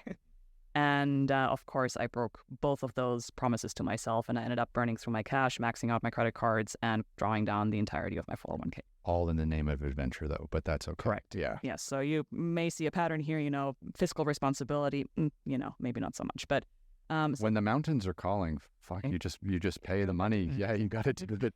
There's no cost too great for getting to spend like a month in nature just climbing mountains. Yeah. So while that happened, for a while, I was able to not face the anxiety, because again, I had high confidence in my ability to make money again, when I needed to return to a proper adult life. And, while there were still sources where I could find ways to pay for things, even though they were borrowed money, I was willing to take it, because I was just having such an amazing time. That was one thing. The other thing was that when I quit my job and moved into a van, I was pretty certain that I was going to be single, possibly for the rest of my life, because, how many people do you find out there who are highly educated with a successful business career, but then decide to throw it all away and live in a $3,000 Chevy Astro van, right? So, and who the hell wants to live in a van with another person? That's tight quarters. Exactly. That's a freedom move, not a like shack up and have someone in your face every day, 12, 14, 18 hours a day. So I was convinced that I was going to be single for a long time. And actually my kind of eventual rough plan was that I was going to max out my tourist visa in the US for 6 months. And then I was going to probably go to New Zealand, because at the time I was still just barely young enough to do one of their work study schemes over there. And I'd always wanted to spend more time in New Zealand, kind of explore the landscape a bit deeper. And I figured eventually, something's going to come to me. I'll figure out what I actually want to do. Well, about 3 months into me being on the road, I met Pyle, who is now my husband. Okay. So yeah, that changed things. That did, yeah, no doubt. And what part of the country was he in when you met him? We initially met in Boulder, Colorado, which is where he was living. And we actually had met very briefly and had, kind of created our connection in September of 2015. So before I quit my job, interestingly enough, on a leadership conference that Bain had sent me on. And we met scrambling and climbing in the Flatirons and, exchanged enough information to connect online and loosely stay in touch. He is 25 years older than I am. So it's not like, we met on the trail and I was like, oh, there's my future husband, right? It was more a connection where we were both very interested in various aspects of each other's lives and decided to stay in touch. And, after I'd moved into the van and I was climbing a lot, we ended up climbing together, and the rest is history. But did you get to stay in the U.S., because of that, or did you have to go to Mexico or South America, or what was it? I didn't, because Paul and I, we started dating in the spring of 2016, so very, very shortly after I'd moved into the van, but we didn't get married until 2018. And as a matter of fact, he was, going through a divorce at the time. It was, complicated from that front. And for me, I never had an intention of marrying for a visa. I always wanted to make sure that if I were to get married at some point, it'd be for the right reasons. I'm still waiting for my North Korean bride to come through. I would love to get a visa to live in North Korea with a North Korean passport. That'd be epic, wouldn't it? That's very strange. No, it's random.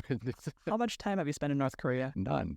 But I mean, people make the news for trying to sneak into North Korea or live in North Korea or get information out of North Korea. It's a black box. I want to figure out what's going on over there. I mean, that's interesting but strange, and a very strange place to potentially build your life around. Well, it's working for Dennis Rodman. I mean, I think he's there every month, I guess. I guess so, yeah. Anyways, back to your story. Not my hopes, dreams, and aspirations to hang out with Kim Jong-un. But so that's great. So I love this transformation that you just pulled out of thin air. But it was a slow burn. I mean, you had been planning it for seems like at least 8 to 10 months before you pulled the trigger. But so many people don't pull the trigger. The only reason that I pulled the trigger was because of that case that broke my back and put me into burnout. I mean, I had said for years leading up to that point, I was like, well, management consulting, it's interesting. I'll do it for a while. It's not what I want to spend my life doing, but I just, I don't really see how I could make a change. And there's no other industry I want to be in. And I certainly don't have the funds or the, financial stability to just go travel and adventure, which is what I'd love to do. Well, it turns out that when I felt like my back was against the wall, I actually did have the funds and the financial wherewithal to go adventure. And it's not that hard to make it happen. I mean, in some ways, I wonder what would have happened if, rather than running from burnout at work, I had said before that even happened, when I turn 30 or when I turn 32 or 35, whatever it may be, I will quit my job and I will pursue adventure full time. Because if I had been deliberate about it for longer than 8 months, I mean, I'm kind of scared to think about what I might have been able to do. Right. So you kind of, maybe you went into it without maybe like a full plan. Oh, 100% no plan. Yeah. But that's kind of nice too. I mean, so what was this van life like? I mean, I've never lived in a van. Like, where did you park? Where did you sleep? Like, what did you climb? Which states were you in? Were you going to national parks? What was your kind of strategy there? Everything and anything, mostly in the American West, because there are way more public lands west of the Rockies and east of the Rockies. So one, there's just an amazing amount of natural beauty, but also it's much easier to find places where you can camp for free and legally. And national parks actually are a really hard place to be because you have to be in campgrounds that are expensive and typically reserved, many weeks, if not months ahead of time. So I did spend some time in national parks, but I actually spent a lot of my time outside the parks on Bureau of Land Management land. And I climbed and ran really everything and anything, a lot of things around Moab. There's fantastic rock climbing out there. There's great running out there. I spent time all over Utah, Colorado, New Mexico, Nevada, California, lots and lots of different places.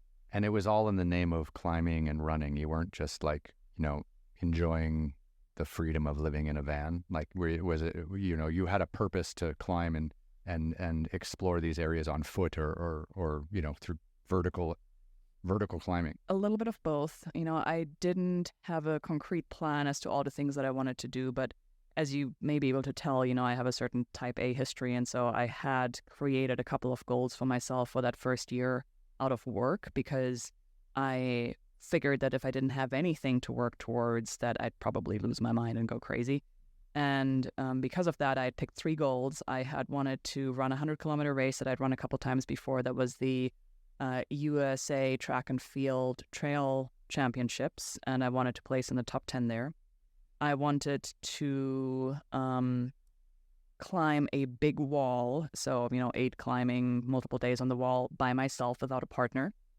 And I wanted to return to Aconcagua and lead a women's team on the mountain, because when I'd done it previously by myself in 2014, I'd climbed the mountain, but in all honesty, the experience sucked because I was by myself and it was very antisocial and it just wasn't enjoyable. And so I wanted to do it again and see if it wouldn't be more fun with a group of women. Yeah.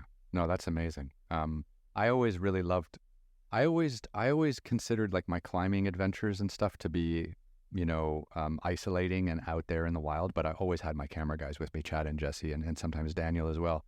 And like, we were just like a little group of bandits and we were just traveling the world, and having them experience the same things that, I did. And, for us to experience it together made it so much more, valuable and more fun. Doing stuff by yourself is cool, but doing stuff with like a really tight group of people that are, it makes it so much better. Yeah. Good question. So let's fast forward to January 2018 when I met you. So, where were you, how did you get into quitting a management consultant company and then deciding to like try to set speed records on 24,000 foot mountains in Argentina? In some ways, serendipity, yet again, which is a big theme in my life. Yeah. But I obviously was an ultra runner at the time. I'd been running lots of ultra races since 2011, and that's kind of what I did for fun.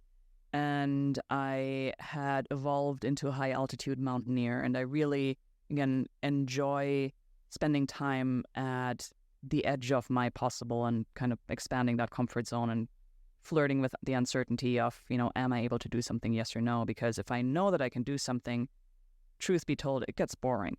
If I know that, for example, I can run a marathon, why run another marathon? I've already run a bunch of marathons. Like, I don't need to do that again.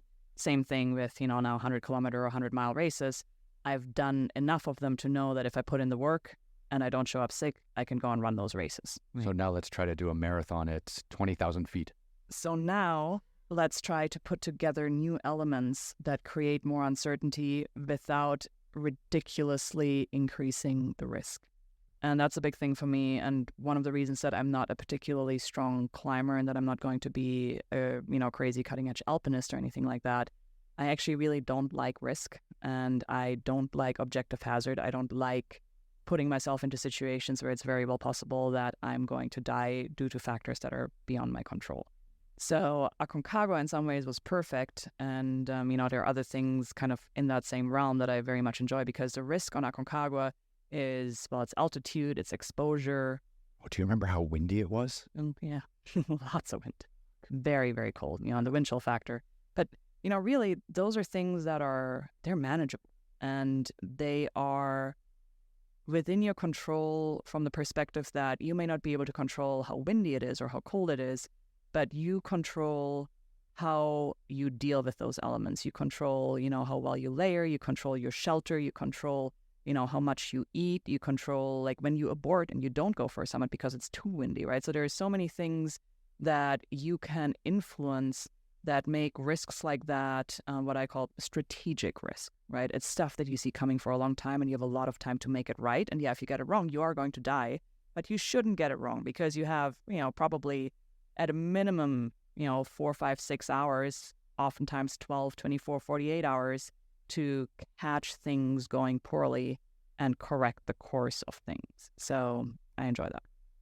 Do you remember when we were at Aconcagua together for quite a while, actually? I think we were at base camp together. There were quite a lot of people dying on the mountain because we had the bad weather, we had fog, we had rain, we had a hailstorm come through. Like, it was a really, people don't understand, like, mountain climbing all around the world is completely different. It really depends on the latitude you're at. So Aconcagua is very far south in Argentina, so the weather is kind of really unpredictable, whereas Kilimanjaro is kind of like right on the equator and considered to be like a pretty easy mountain and something that people do as a starter, right? And I remember being at Elbrus in Russia, climbing in 2017 or 16, and it was the weather was completely unpredictable and wild, and it was just like, yeah, this is what happens like we were like above the 35th or the 40th parallel, right? And it's just like, it just becomes crazy out there. And of course you get into Iceland and stuff like that, and it's every hour the weather changes. Yeah, absolutely. It's very, very unpredictable and very difficult to deal with. And as you said, there were people dying. I remember, I think one of the deaths happened the day before I descended into the valley to start my speed record, and I saw the guy getting helicoptered down, and he'd been alive, and the helicopter picked him up at Camp 2, and by the time he landed at base camp, they were doing CPR on him, and then pronounced him dead 30 minutes later. So it is very serious, and I think this is something that, now that endurance and ultra running is actually starting to gain popularity on those high altitude peaks, there's more and more people now attempting things like this who aren't high altitude mountaineers. People don't realize that, yes, you can do things fast at altitude, but you can't do them just because you're a strong athlete and you show up and you want to do it. You have to put in the time to prepare and acclimatize. And it doesn't matter if you're the fittest person in the world. If you don't acclimatize and you get dropped off at the summit of Aconcagua, you are probably going to collapse and die on the spot. Yeah. Acclimatization is no joke. Yeah. Altitude sickness is real. Yeah. And it takes forever. True acclimatization, they say, is measured in weeks, if not months, rather than days. Yeah. So walk me, so because we were at Aconcagua together and that's where we met and have stayed in touch since then, walk me through kind of what you wanted to do at Aconcagua and how long you were there prepping for it. Because I find this dedication and this amount of time to prepare for what you wanted to do, like, just remarkable. The initial plan that I had actually was that I wanted to run the entire length of the normal route, which is, the way that you climb the mountain, from the roadhead all the way to base camp up to the summit and back down, which is about, I want to say that's 37, no, that's not right, 670 kilometers. So what is that in miles? I don't even remember. 40 miles. Yeah, 42 miles maybe. That sounds about right. At altitude. Yeah, so 42 miles. I wanted to do that in a single push, and I wanted to try to set the women's speed record on it together with a friend of mine who had also set her eyes on, the same thing. And we had actually tried the previous year and failed. And when we were there in 2017, we came short of the goal. But while we were there and we were working on it, I had succeeded in setting a speed record from base camp to the summit, which is only 6 miles and 9,000 feet of climbing. Took me just under 9 hours to do it. But, so I'd had that speed record on the mountain at the time. And then we came back in 2018 when we met to try and do the long speed record from the road all the way to the summit and back. And, that was the original plan. Amazing. And I was just hanging out at base camp for a week acclimatizing so that I could walk up with all the other stiffs. Well, the way we approached it was we first co-led a regular team climb. So regular schedule, nothing accelerated. We were there with a bunch of guests. We had a bunch of team members, and we were doing what you were doing. We just came in from the road. We took our time going to base camp. I think, didn't you go to base camp in 2 days? 2 days with one overnight on the way, yeah. Yeah, so you actually were fast. We took 3 days going to base camp, and, we took a lot of time on the mountain, and we attempted to summit, didn't make it with that particular team because of conditions and speed and everything. But, so we had a regular climb that took us all the way up to about 21,000 feet. We turned around at Independencia. And then the team, we went back down. We went out to Mendoza. The team went home. My friend Libby and I, who I was trying to do this record with, we stayed on and went back to the mountain to acclimatize more. Or at least that was the original plan. So we had already had a regular 21-day climb, which includes about 14, 15, 16 days on the mountain proper. At this point, our plan was to drop the team off in Mendoza, come back in, spend another week or more at 18,000 feet at Camp 2, and acclimatize and train some more, and then descend down to the valley, wait for a weather window, and try to go for the record. That's incredible. So for anyone that hasn't been to Aconcagua, and I'm very fortunate that I had the chance to climb it. We made a great TV show. As an aside, I think I have you to thank for teaching me about base camp booties, because at the time I was just wearing my boots all the time, everywhere. But you told me about these. You were wearing these down boots, which you wear at base camp. And they keep your feet super warm, and they get you out of your boots, and you can walk around and eat in them. And I saw them on you, and I was like, oh my God, this changed my fucking life. So I remember I owe base camp booties to you. And for anyone who doesn't know base camp booties, I'll put a link to it somewhere. But they are game changing if you're just on ice or up in cold weather all the time. I love it. Well, and actually on that same note, I think I have to thank not you, but I want to say it was Jesse who gave me socks, if I recall correctly. Oh, did Jesse give you some socks? He's a sweet boy. I think so, because, so long story short, for what it's worth, my friend Libby, who I was trying to do all this with, decided her heart wasn't in it, so she went home. And, by the time we met, it was just me on the mountain. That's right. I But remember that. I had come in super light, trying to really minimize all of the weight of my gear, not take anything that I absolutely direly needed. And that left me with just a single pair of socks. And I wore through those socks on the approach. So Wow, tough one. complete newbie mistake. I mean, of all the things that I left behind, I should not have left behind a spare pair of socks. But so I literally didn't have socks to wear in my boots because I had these huge holes on the heels of the one pair of socks that I had. And here I am, wanting to go and set a record. And I'm like, I literally don't have socks. So yeah, Jesse gave me a pair of socks. Jesse, if you're watching this, yeah, Sunny's coming by. She owes you a whiskey, at least. It was Jesse. Jesse or Chad? We were Chad. no. Yeah. Chad's not a sharer. Jesse's got a good soul. Chad's a bit dark. I got to get them out here as well. But Jesse's in Oakland. He's in San Francisco. If you ever pass by, okay, but we were trying to get back to what we've been doing for a while. But we're working on it. Yeah. Okay, so you're done with Aconcagua. I filmed my episode. I haven't seen you since, which is wild. 6 years later, we're back in the same room. But so what was the rest of 2018 and 2019 like for you? Like, where else were you traveling? Where else were you climbing? What other records were you setting?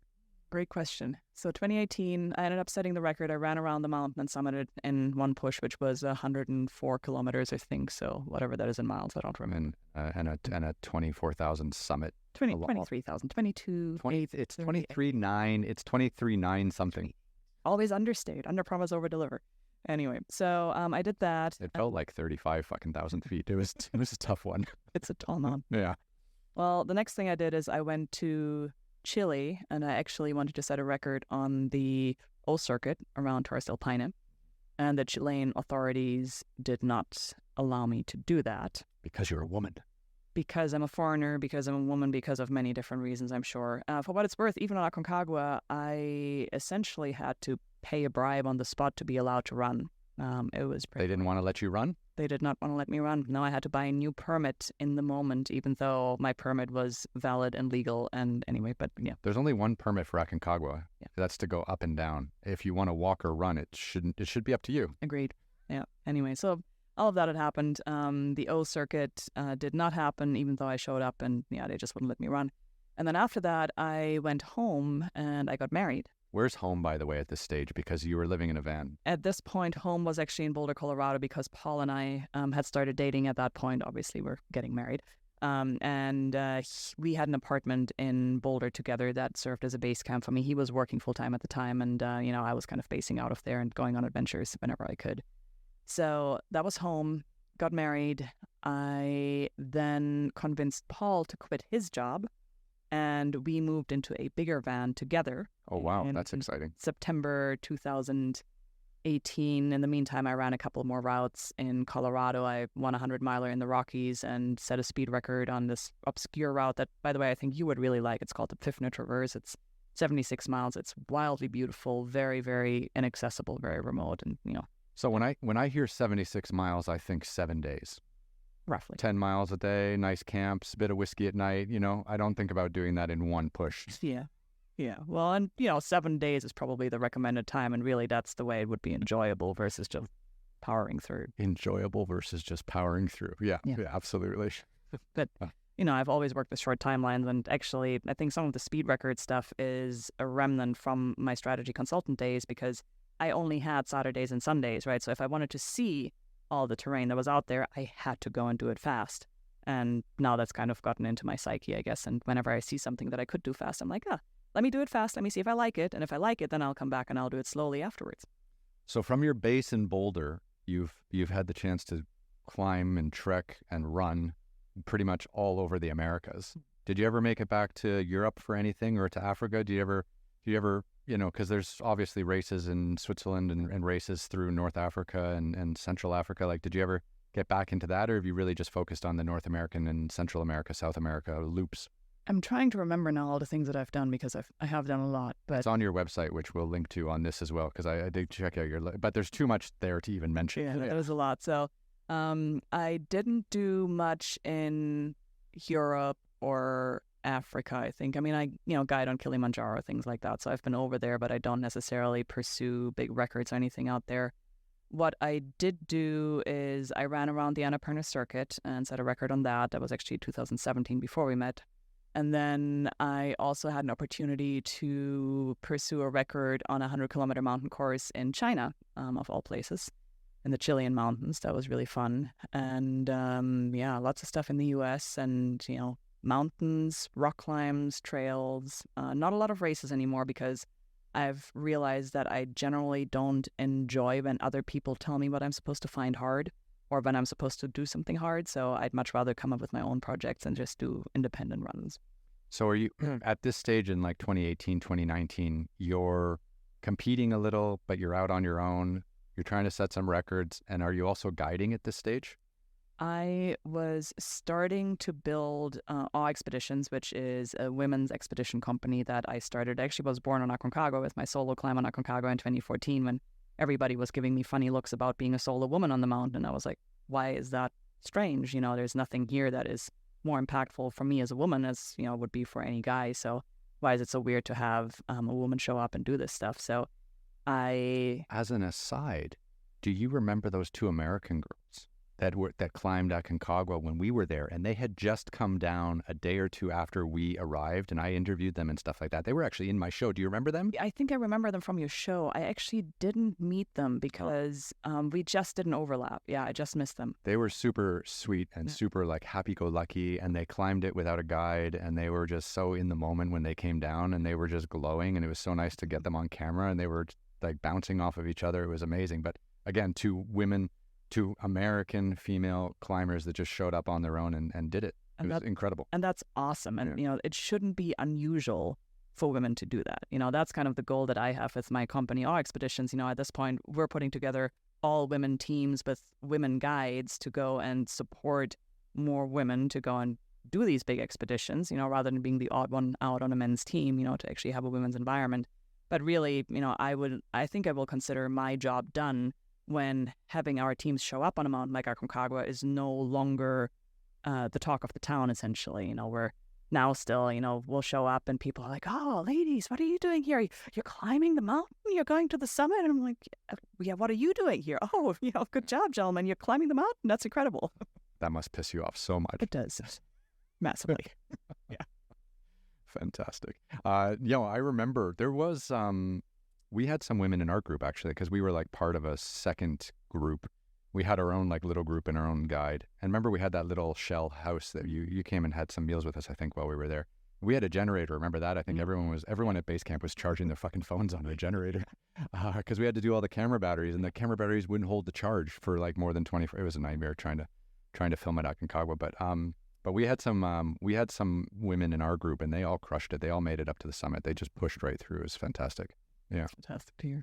Well, I think it just requires just such it just requires this mentality, especially like the trekking climbing, not like the climbing. So what do I mean by that? Like you see, Alex Honnold, free solo. Well, he's going vertical up a mountain, right? But when you go to Aconcagua, you're not really climbing, you're walking. And some sections are steeper than others, but you're never vertically climbing. So all you really need to do is have some mental fortitude, and then just be able to move your legs and make sure your lungs are still working. And I remember the women in our group just crushed it, and they all made it up to the summit. That was great. Yeah. I love hearing that. So what was COVID like for you? COVID was fun-ish. So, 2018, 2019, my husband and I essentially went on an extended honeymoon. We were traveling around in the van jointly now and going on all sorts of adventures.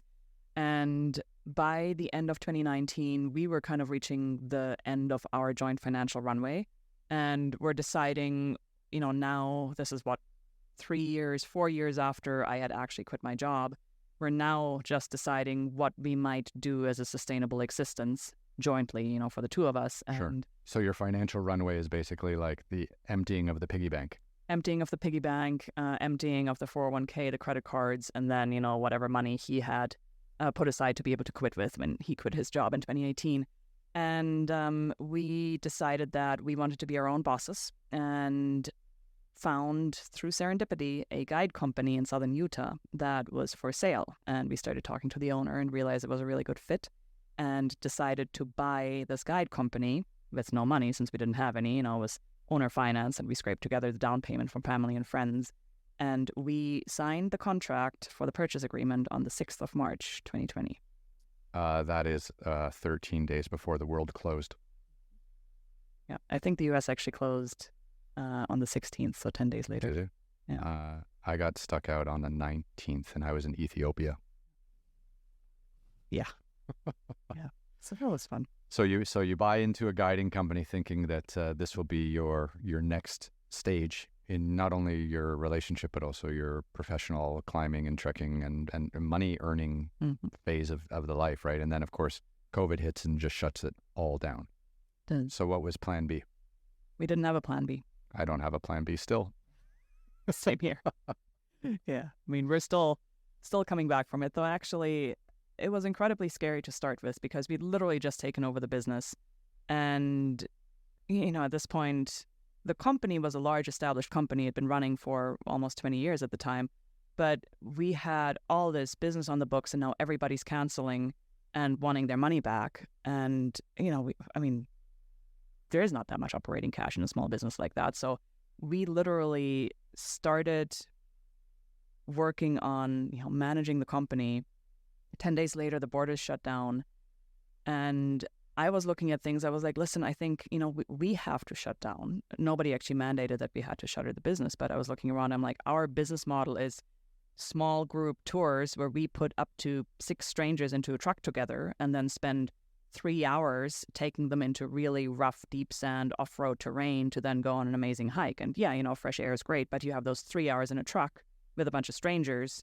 It doesn't work. Plus, you're encouraging people to travel and recreate, and that's not what you're supposed to do during COVID. So I was like, we have to shut down. We can't keep this going. And Paul is all like, no, but we can't shut it down. We just, we're going to be dead in the water. Was there any government funding available at that time for you guys? Because I know entertainment companies here in Los Angeles got government money to stay open, but they had to pretty much shutter. It was a nail biter for a while because with the recent purchase, in the eyes of the IRS, we were a brand new business. So even though the company had been running since 2001, our new entity with which we had bought it had started up in February of 2020. Therefore, you weren't eligible for government handouts? Therefore, to start with, we weren't eligible for government handouts. And for the first month or 6 weeks, it looked like we weren't going to be able to obtain any PPP or anything like that. And thankfully, in the end, we were able to access those funds. But that was, it was scary because we essentially had a cash counter to bankruptcy. It was like, okay, got 30 days to bankruptcy, 29 days to bankruptcy, 28 days to bankruptcy. And if things don't change, 15 days to bankruptcy. And thankfully, things changed. And you thought management consulting was... In some ways it was oddly satisfying because obviously I didn't want to be going through that sort of small business stress. But it did allow me to combine my passion for the outdoors with my training and my education. And I was like, I know what I'm doing. This is the P&L responsibility that all the management consultants always clamor for. And I was like, I'd rather not be going through this, but at least I know how to go through this. I have a great story if you'll indulge me for a few minutes. So in 2019, so I met you in 2018. 2018 was amazing for us. We did 8 episodes of Extreme Treks. And then I did this great series with Tencent in China about my friend Jamie was a chef. So we took him through China and he was cooking with grannies in China because grannies in China are really respected, right? But no one really talks to them and asks them what they're thinking. Everyone just kind of like, oh, there's Granny, let's show her some respect. But he would cook with them and they were cooking shoulder to shoulder and then we would feed the families. It was a really nice show and I produced it and directed it. But we did that so we could get back out and adventure. And then in 2019, we did 10 expeditions in 10 countries in 10 months. So 2 weeks on, 2 weeks off for almost 10 months. And we did Philippines, China, Indonesia, Malaysia, Mongolia, Taiwan, Thailand, India, Hong Kong. Oh. And it was epic. So, and all the while I'm setting up work for 2020, right? So Saudi Arabia was opening up. I had a whole bunch of jobs that were going to be there. Had another episode of Extreme Treks coming along. It was all just working. Like it was like 10 years of television work. It was all like paying off finally. And then I remember in December, you know, you started hearing things coming out of China. And then January, it was like, okay, Italy's fallen, you know, kind of like what's next. So in February, I was still waiting for all the Saudi work to come through. And everyone was like watching and assessing what was happening. But I went to Myanmar in February and filmed. I couldn't handle just sitting watching the news. So I don't know what it was like here in the United States, but I was in Dubai and I was like watching stuff in Asia and watching stuff in Europe, and I was kind of in the middle. And I was just like, you know what? Like, I can't watch the news anymore and have people talk about what's going to be happening in the next month. I'm just going to go like trekking in Myanmar. So I grabbed Chad and we went trekking in Myanmar, made a great episode. And then as I came back, that was February. As I came back, then like Asia started to close. And so I was sitting there, and then about 2 weeks later, all my Saudi work got canceled. So we had signed contracts, like everything was done, and it was just like, oh yeah, force majeure, active nature, you know, pandemic. And I'm like, okay. So then I was like, okay, but Africa's open. And Africa's not going to close their borders, right? They need business, they need commerce. Like they're not going to do this. So I just grabbed some guys and we went to Africa. We were in Ethiopia, and then we were in Ethiopia on March 19th when the world closed. And then Dubai wouldn't let me back in, which is where I was a resident, because they wouldn't let residents back in, only passport holders. And then I didn't want to go back to Canada. So then I ended up in Istanbul. But the funny thing is that I had ramped up my whole business in the end of 2019 and early 2020. I had hired another producer, Patrick. He was amazing. He was going to help me with all the Saudi work and help me with a few other things. I had just re-upped my contracts. Like I had my own production company. Like Chad and Jesse, they were kind of like full-time working with, because we were just working like 300 days a year. So it didn't make sense to keep them freelancing. I had editors, you know, music guys. And then all of a sudden the world closed and everyone was asking me like, what next? And luckily we all like took a break, and they were able to get some government handouts, which eased my burden significantly. But then it was like, well, what next? Like, how long do we sit around idle doing nothing? Like, what was your experience sitting in southern Utah and avoiding bankruptcy, but still not knowing when you could open up fully again? So to start with, we had made a pledge, Paul and I, when we bought the business before COVID was a certainty. We had said, we will observe the business, we will learn it, we will not change anything for the first 6 to 12 months, because obviously it's a great business. That's the reason we're buying it. We don't want to come in, screw it up, right? Well, now it was COVID, everything was shut down, and we're like, we got nothing to do. Let's go and rip everything apart and rebuild it and change all the things, right? So we made a lot of changes internally to the company. And then we were starting to see images actually coming out of China of people recreating and being out in nature in China, and just these hordes of people out trying to go and, you know, get fresh air and enjoy themselves somewhere. And we're like, if that's happening in China, I wonder if that's going to happen in the US as well. I mean, that I guess could be good for us, right? And sure enough, by I'd say August of that year, it was game on. I mean, everybody wanted to be outside, everybody wanted to travel, and we ended up being incredibly busy actually, and had the company's best year, even though we've missed the spring season entirely, in 2020. And then we doubled the business in 2021. Wow. Yeah. That's congratulations. That's no joke, because that was a bleak time. It was a bleak time. It turns out that for outdoor recreation and guides, it actually ended up being a really good time, because after the initial shutdown, there weren't any other options. You know, everybody was going outside because you couldn't go to the movies, you couldn't go, you know, to concerts, you couldn't do anything that was urban. So everybody went traveling, went on road trips, and wanted to go far off grid, which is kind of what we specialize in. And as a matter of fact, it was interesting because there was so much demand and we were so slammed, but it was also all so uncertain, unpredictable. I mean, we'd have days where, you know, on a Monday night or Monday, like middle of the day, we'd have 0 tours booked for the next day. And by Monday, 9 p.m., all of a sudden we had 7 tours on the books for the next day. So it was crazy, unpredictable, crazy short term. Nobody wanted to make plans, understandably, because nothing was certain. So people would just drive, and then whenever they showed up at a location, it'd be like, okay, what can we do tomorrow? Right. Right. So that was really stressful because we couldn't plan and we couldn't predict things and we couldn't schedule stuff. We were always on call, but at least we were able to financially, make things work. And that was our introduction to the business in the end, which then actually in some ways set us up for, I don't want to say failure, but set us up for a rude awakening, because after 2021, we ended up calling that year COVID cocaine in the outdoor industry. It was just off the charts, 2021. And then 2022, things kind of came down a little bit, say 20% off prior year levels. And then 2023 kind of continuing on that trajectory. So things are normalizing now. And turns out that, actually this past year and the year before were the years that were a lot harder for us than 2020 and 2021. It's crazy. So you really rode that, what do they call it? Like revenge travel. Yeah. Yeah. Yeah. I like that though. Outdoor cocaine. Would you say that for the COVID cocaine? COVID cocaine for the guides in the outdoor industry? Amazing.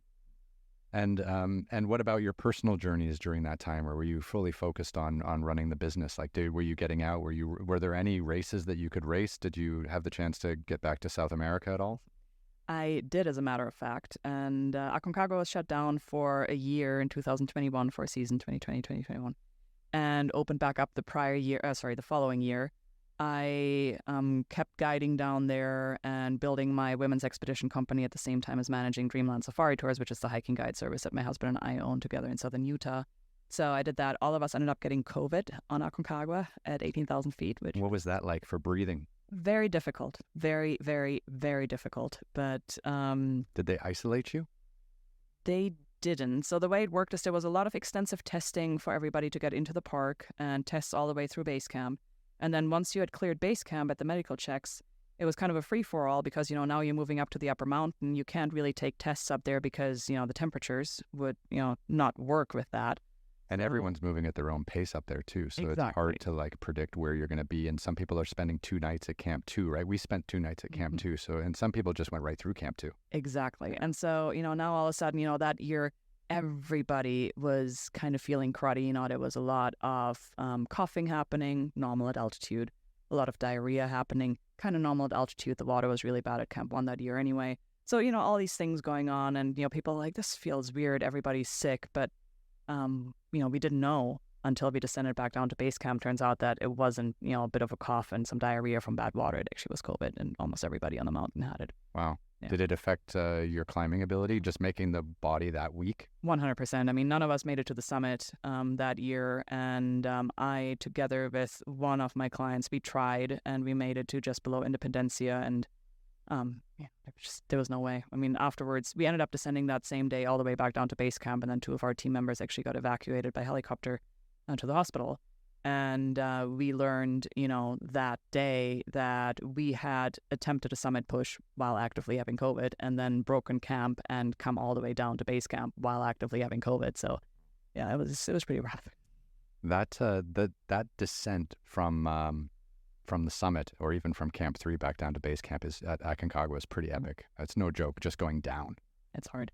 And, of course, because we were descending somewhat unexpectedly, and we hadn't arranged porter support for that day, but we needed to get all of our gear down, I ended up carrying down about 95 pounds. That's not exaggerated. And it was very, very, very, very hard. Yeah, that's terrible on the knees, especially on all that gravelly stuff as well down there. Like, it's terrible to walk on. Yeah. So, I did return to Aconcagua. I kept guiding both for Dreamland and for our expeditions. And from a race perspective, I kept setting various speed records, mostly, locally in my backyard, things that were responsible to do within the paradigm of COVID. And the big race that I ended up attaching myself to and that I really got passionate about during those years was the Iditarod Trail Invitational, which is a winter ultra through Alaska. It's on the Iditarod Trail where the dogs race. Yeah. How epic is that? So did you do that? I've done it 3 times now. Well, the short distance, the short version of the human-powered race is quote-unquote only 350 miles, 300 to 350. Only 350 miles. Correct. In the winter in Alaska. Correct. Doesn't sound safe. And the full, complete version of the race that only a few people every year attempt is 1,000 miles, and it goes from just outside of Anchorage on the Iditarod Trail all the way to Nome. And that is what I'm currently gearing up for to attempt starting in about 3 weeks. With a dog team? No, on skis. So you do 1,000 miles or kilometers? Miles. 1,000 miles. So you do 1,000 miles on skis by yourself, self-supported? Through the Alaskan winter. There is some support, but it's far and few between. So you got a sled behind you? I will be pulling a sled, yeah. Have you ever done that before? I have, not for the 1,000-mile distance. Actually, there isn't a person yet, man or woman, who's been able to ski the entire thing within the context of this race. There may be 1 or 2 people in history who've actually skied the Iditarod Trail, but there's, the records aren't particularly good. On their own schedule, on their own timeline, right? Yeah. Correct, yeah. I have skied on the Iditarod Trail in the short version of the race, the 350-mile version, and I've pulled a sled doing that that was 2022, yeah. And then I skied it and carried a pack in 2021, and I actually biked it on a fat bike in 23, so earlier this year. Wow. So this is your new passion? This is a passion currently. Going back to what brought me to Aconcagua, I like uncertainty, and I like embracing uncertain outcomes and finding the edge of what I can possibly do. And I also don't like ridiculous objective hazard and risk. And, long distance winter ultras to me are very similar in some ways to high altitude speed records. They're very hard. You have to be very strategic. You have to really think about what you're doing, and you can get yourself in a lot of trouble, but you see those troubles coming from dozens of miles away. And if you're smart, you should never let it get far enough that you get hurt. Wow. So we did an episode of television once in Glacier National Park in Montana with Greg, my guide there, and we had sleds, but we didn't have skis. We had snowshoes, but we had like all of Glacier National Park to ourselves in the wintertime, which was incredible. And I don't think people really know how peaceful and quiet these remote areas are in the winter. But Alaska must be dark. Like how much daylight are you getting there doing 1,000 miles on skis? It's actually not particularly dark because the race starts the last Sunday of February, which this year is February 25. And oh my God, you're headed there in 3 weeks. Yeah, that's what I'm currently getting ready for. Oh my God. So there is daylight. I think, at the beginning of the race near Anchorage, you're looking at right around 12 hours of visible light. Sunrise, sunset is a little bit shorter than that. But by the time you finish the 1,000-mile distance, if you make it that far, you're way up north in Nome. And this is now at the end of March. And I think by that time, your visible daylight is actually like 13 and a half hours or something like that, because the days get that much longer that fast. Yeah, especially that high up. Yeah. Yeah. My only experience with that has been Iceland. I was in Iceland filming, and we had 24-hour daylight while we were filming. I think we were there in July or August, the same year, the year before we met you. So it would have been like summer 2017. That's cool. Yeah. So what's it like with a sled and skis doing 1,000 miles? Do you just ski as much as you can every day, and then when you feel tired you stop, or do you have like a routine and a set distance so that you don't tire yourself out or overdo it? It's a little bit of both. And the challenge is that with about 1,000 miles in 30 days, you have to do about 33 to 35 miles a day on average to just stay within the cutoff, right? Which on skis, where you're typically traveling around 2 to 3 miles an hour, like that's a lot of work. It's essentially 10 to 12 hours of nonstop skiing a day. And if the conditions are rough, you're going to be slower than that. So in some ways, you want to make sure that you're not burning yourself out. You want to moderate your effort and try to not get incredibly tired, and make sure that you're getting sleep and recovery every night. And at the same time, you have to put down certain miles every day, because if you don't, you're going to fall so far behind that you can't catch up.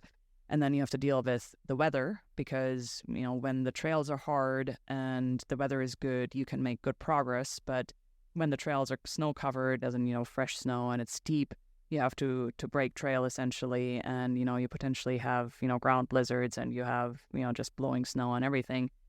It can be very slow. It can be very difficult. So you have to time the weather. And then there's an extra factor, which is that it's not entirely self-supported. This is Alaska rather than polar travel. So you do have some infrastructure here and there, because there are villages in the interior, every 30 to 80 miles or so. And so there are opportunities for you to get indoors and to potentially even get a hot meal or get a shower. But in order to take advantage of that, you have to time your efforts, in such a way that you can make it from checkpoint to checkpoint, and also that facilities are accessible and open and people are awake when you show up. If you show up at 3 a.m. in a little village where, you have access to the school to sleep and maybe get a meal, well, 3 a.m, chances are nobody's going to make you a meal. No. And are you doing this, like, do you have sponsorship for any of this? Like, are you raising money? Like, how are you facilitating all of these incredible adventures, if you don't mind me asking? Well, remember the the piggy bank that I broke into during van life. So I, have spent pretty much the entirety of the piggy bank on being able to do things like that. I do have a little bit of sponsorship. It's, it's minor, nothing huge. But I work with a couple of brands like Loa Boots and, some other folks that support me as an athlete independent of those individual projects. They're just, like stipends for me to do what I do. And besides that, I mean, it's the work that I do at Dreamland Safari Tours, a large guide service that I co-own with Pyle, that allows me to finance some of these things. But it certainly is not, it's not the material level of comfort that I enjoyed when I was working at Bain. No, and I think it's really telling that you've been this active and this aggressive with, pursuing all these amazing adventures without having the financial backing that would make it easy, right? Like, I think that's because most people just think, oh, like, she probably has sponsorship or, works with North Face or works with Garmin or something like that, and they just pay her to go Sunato, go around the world or whatever like that. But it never ends up working like that. No one has those deals. No, sadly, it's very, very difficult to obtain those deals. And for a little while, I actually tried in 2017, 2018. I was on the mountain hardware team for a while and, had a pretty decent contract with them. And it is so much time and so much effort trying to secure and then fulfill those contracts, as, you may well be aware. Unless you're this complete A-list athlete, which, truth be told, I'm not. I'm an adventurer, but I'm not an elite performance athlete. If you're not that, it's incredibly difficult. And I once found myself negotiating a, $2,000 contract with a brand for 3 weeks. And I'm like, we just spent 3 weeks talking about $2,000 for the year. Yeah. Like, that doesn't work. What would former Bain you say in that moment? My former Bain and, current business me was saying, we're destroying value. This is silly. And no, I will not be producing all this content for you for $2,000 a year. Good riddance. Yeah. It's hard. I mean, you're almost like, I got to a stage where it was almost better off just focusing on doing the adventures instead of trying to raise the money around it, because you end up spending more time and energy trying to raise the money. And then the people that you raise money from, they don't even really promote the work or you or at all. Like I'm a watch ambassador for a company, and it's very nice, and they treat me really well. And we do some commercials every year and stuff like that. But before that, like, it was so painful to try to, like, I would spend like 8 months trying to raise money for a 1-month trip. And it's just like, well, if I just worked on something else for 8 months, I could have easily afforded a 1-month trip. Like, the whole financing and business acumen around trying to do adventures or trying to be like something like we are and not and get other people to pay for it is such a pain in the ass. Exactly. And for what it's worth, one of the big projects that I'm working towards, and this has been on my agenda for a while, but I'm finally getting to the stages where I'm making it happen, is my big objective is that I would like to pursue a speed mission to the South Pole by myself, skiing the Hercules Inlet route, which is kind of the, marquee ski from the edge of the ice to the pole. And the price tag on that, just for myself, solo unsupported, without anything around it, without, travel gear, media, anything like that, is somewhere around $90,000. And I look at that, and the idea of raising those funds in some ways it's daunting and it's intimidating. But then I look at other people who do it, and I'm like, well, if they can do it, surely I should be able to do it, right? So in some ways, it's a business challenge. But the other thing that I didn't think about is if I play my cards right and I focus and allocate my time properly at the moment with the businesses that I run, is it better for me to just try and spend less time adventuring right now, spend more time working behind the scenes on Dreamland, to then be able to potentially self-fund so that I just don't have to go through those months and months and months and months of fundraising rounds because, yeah, is it possible? For sure. Is it a lot of work? Yeah. And I'm thinking, I'm listening to you, and I'm a storyteller, and I make television, and I'm thinking, how could you possibly do something like that without having a cameraman or woman with you? Exactly. And then I'm thinking about Jesse sitting in Oakland by himself and giving you the socks. And then I'm thinking, wow, I should go with Jesse. And then I'm like, okay, but that's 90 times 2. That's $180,000 now. And then camera equipment, batteries. How do you charge? Freezing cold weather. Exactly. And not just that, because then it's no longer solo and unsupported. And, then if you were to, because this isn't. But going with Jesse is pretty solo. He does not add Jesse. any value. No, Jesse, I'm sorry. We love you. We love you. We love you. You're an incredible cameraman. No, but yeah, but I get it. And solo unsupported, no cameraman. Yeah, exactly. Or, if flybys and whatever else. So, if, I don't know, maybe the battery technology gets good enough that you can go and do follow drones and they don't fall out of the sky in negative 40 degrees, and that'd be great. But yeah. Yeah, it's not easy out there. That's wild. It's fun though. Yeah. So, okay. So you have the race in Alaska at the end of February. That's the key focus. How are you feeling fitness-wise? Not great, because I attempted to put a speed record on the Arizona Trail in November, which is an 800-mile trail that goes north-south through the entire state of Arizona. I saw that on your Instagram. I saw you were, Yeah, and I did that pretty much without training because I'd been so busy at work that I just didn't have time to train. And surprisingly, because I tried to do 50-mile days back to back to back to back without training, I sustained a stress fracture. So okay. With that stress fracture, I really haven't done very much since I came off the trail, which was on December 6th, I think. Can I just do the math on that? So the Arizona Trail is an 800-mile trail, and you were trying to do 50 miles back to back. So you were going to do 16 50-mile days to do the whole trail? Yeah, the idea was, I wanted to finish in around 15 days, and I was actually doing pretty well. I dropped out at mile 309 after 8 days, but those 8 days included a complete rest day because I could feel something coming on, and I was trying to get ahead of it to give myself a chance to recover and maybe pull off the impossible. But yeah, my cardio fitness was there. My muscular and skeletal structure, unfortunately, didn't quite follow. One of them is going to give at some stage, so we all have to get ready for this. So where is the stress fracture, if you don't mind me asking? It's in my right shin, and because of that, stress fractures thankfully heal relatively fast if you stay off them, but of course it's very difficult for me to stay off my legs because that's what I do. Besides being an adventurer, I also guide for a living, but I think I've been able to baby it enough that I am healed, I hope. And I have been dialing up, my gym training, kind of low impact stuff in the last couple of weeks. And so in general, I am blessed with superior cardio fitness. I'm not entirely sure where that came from other than me being a very lazy athlete. And so doing lots and lots and lots of long, slow days for the last decade plus. And I think that has built a great base for me. But I'm not so worried about the cardio fitness or lack thereof that I have. What I'm worried about is potentially re-inviting another overuse injury like a stress fracture. But the skiing should be quite easy on the shins, right? It should be easy, you'd think. Well, better than the impact of running, right? Better than running. Yeah.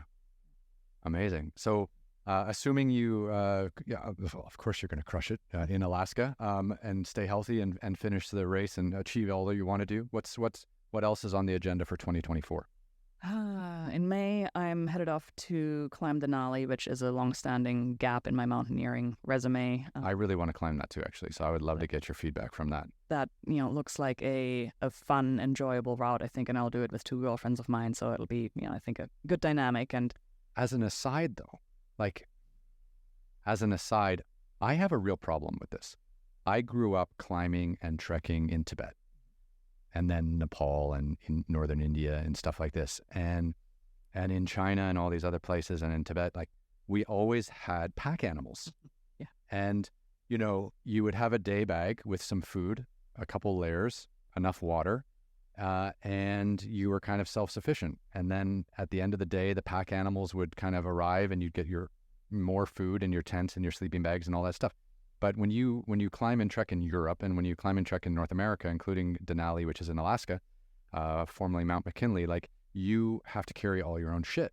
So it's significantly more painful and less enjoyable doing that kind of work, like quote unquote unsupported. And I hate it. And I hate the way I sound when I tell people I hate it, because it feels like I'm privileged. But actually, I was just in Tibet and I just figured out how to do all this stuff when I was younger in more remote places. But coming back to North America has been a real pain in the ass because I hate carrying all my own shit.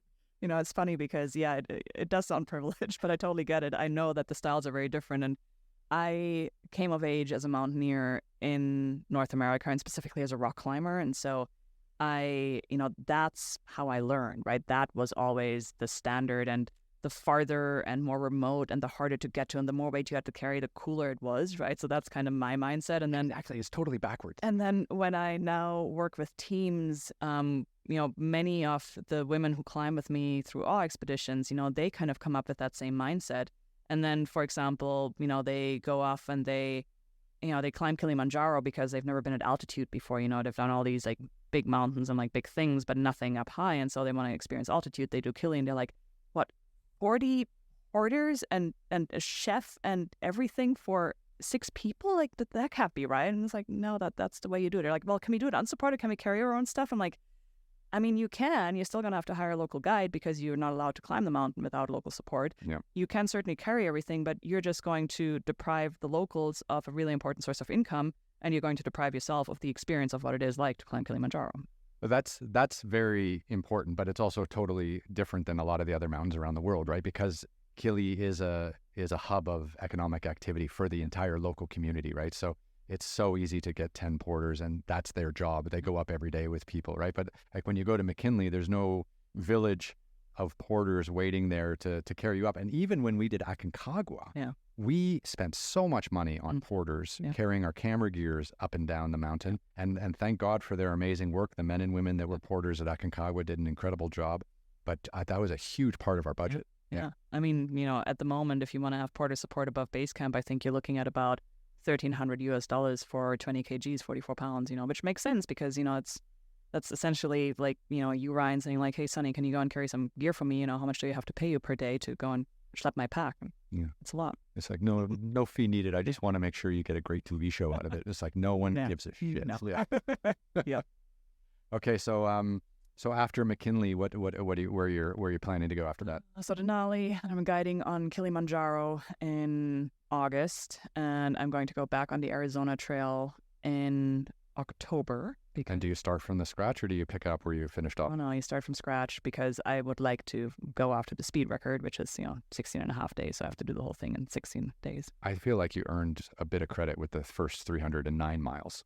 No, it was supposed to be 800. So, 309 doesn't count. But it sure was fun. And I actually ended up liking the trail a lot more than I thought I would. And, now that I couldn't do it, it's grabbing me. And I'm like, okay, now I got to go train for it and prepare for it and actually do it. So if you need someone to stand on like the 100-mile markers and just give you Gatorade, I can be there with a couple of people just to cheer you on. Yeah, because the motivations. Is that considered unsupporting though? I don't want to ruin your record. It is support. Yeah, it is considered supported, and I am going entirely supported. I tried to do it supported this time as well with crew and pacers and mules people that carry your stuff for you. Sure. And hotel stays and all the things. So this is not unsupported. And then because we can just stand there and yell abusive things at you, and then we can be non-supportive. No, that's still considered supported. But if it's people it's support. And then even if they're miserable. Yeah. And then beyond that, 2025, I think I'm looking at a Greenland crossing with a friend of mine, again in preparation for the South Pole. And that sounds exciting.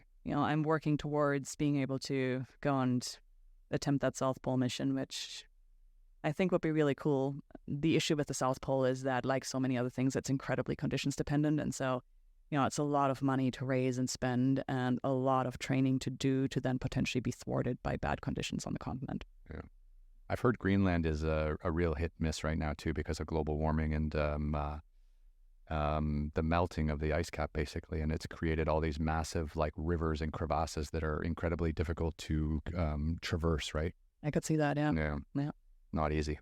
Yeah, things are planned out pretty much through 2025 on the adventure side. Of course, on the side, I also run 2 businesses, Dreamland Safari Tours and Awe Expeditions. And then adjacent to Awe Expeditions, I run a charitable foundation, 501c3 nonprofit that raises funds for other women to be able to go into the mountains and join some of these expeditions at close to no charge for themselves. So there's a lot of work to go around, and I have a husband and a dog and, a life. So yeah, trying to find sleep in between is also a big priority. Well, I'm very thankful you're here in LA today, catching up with an old friend.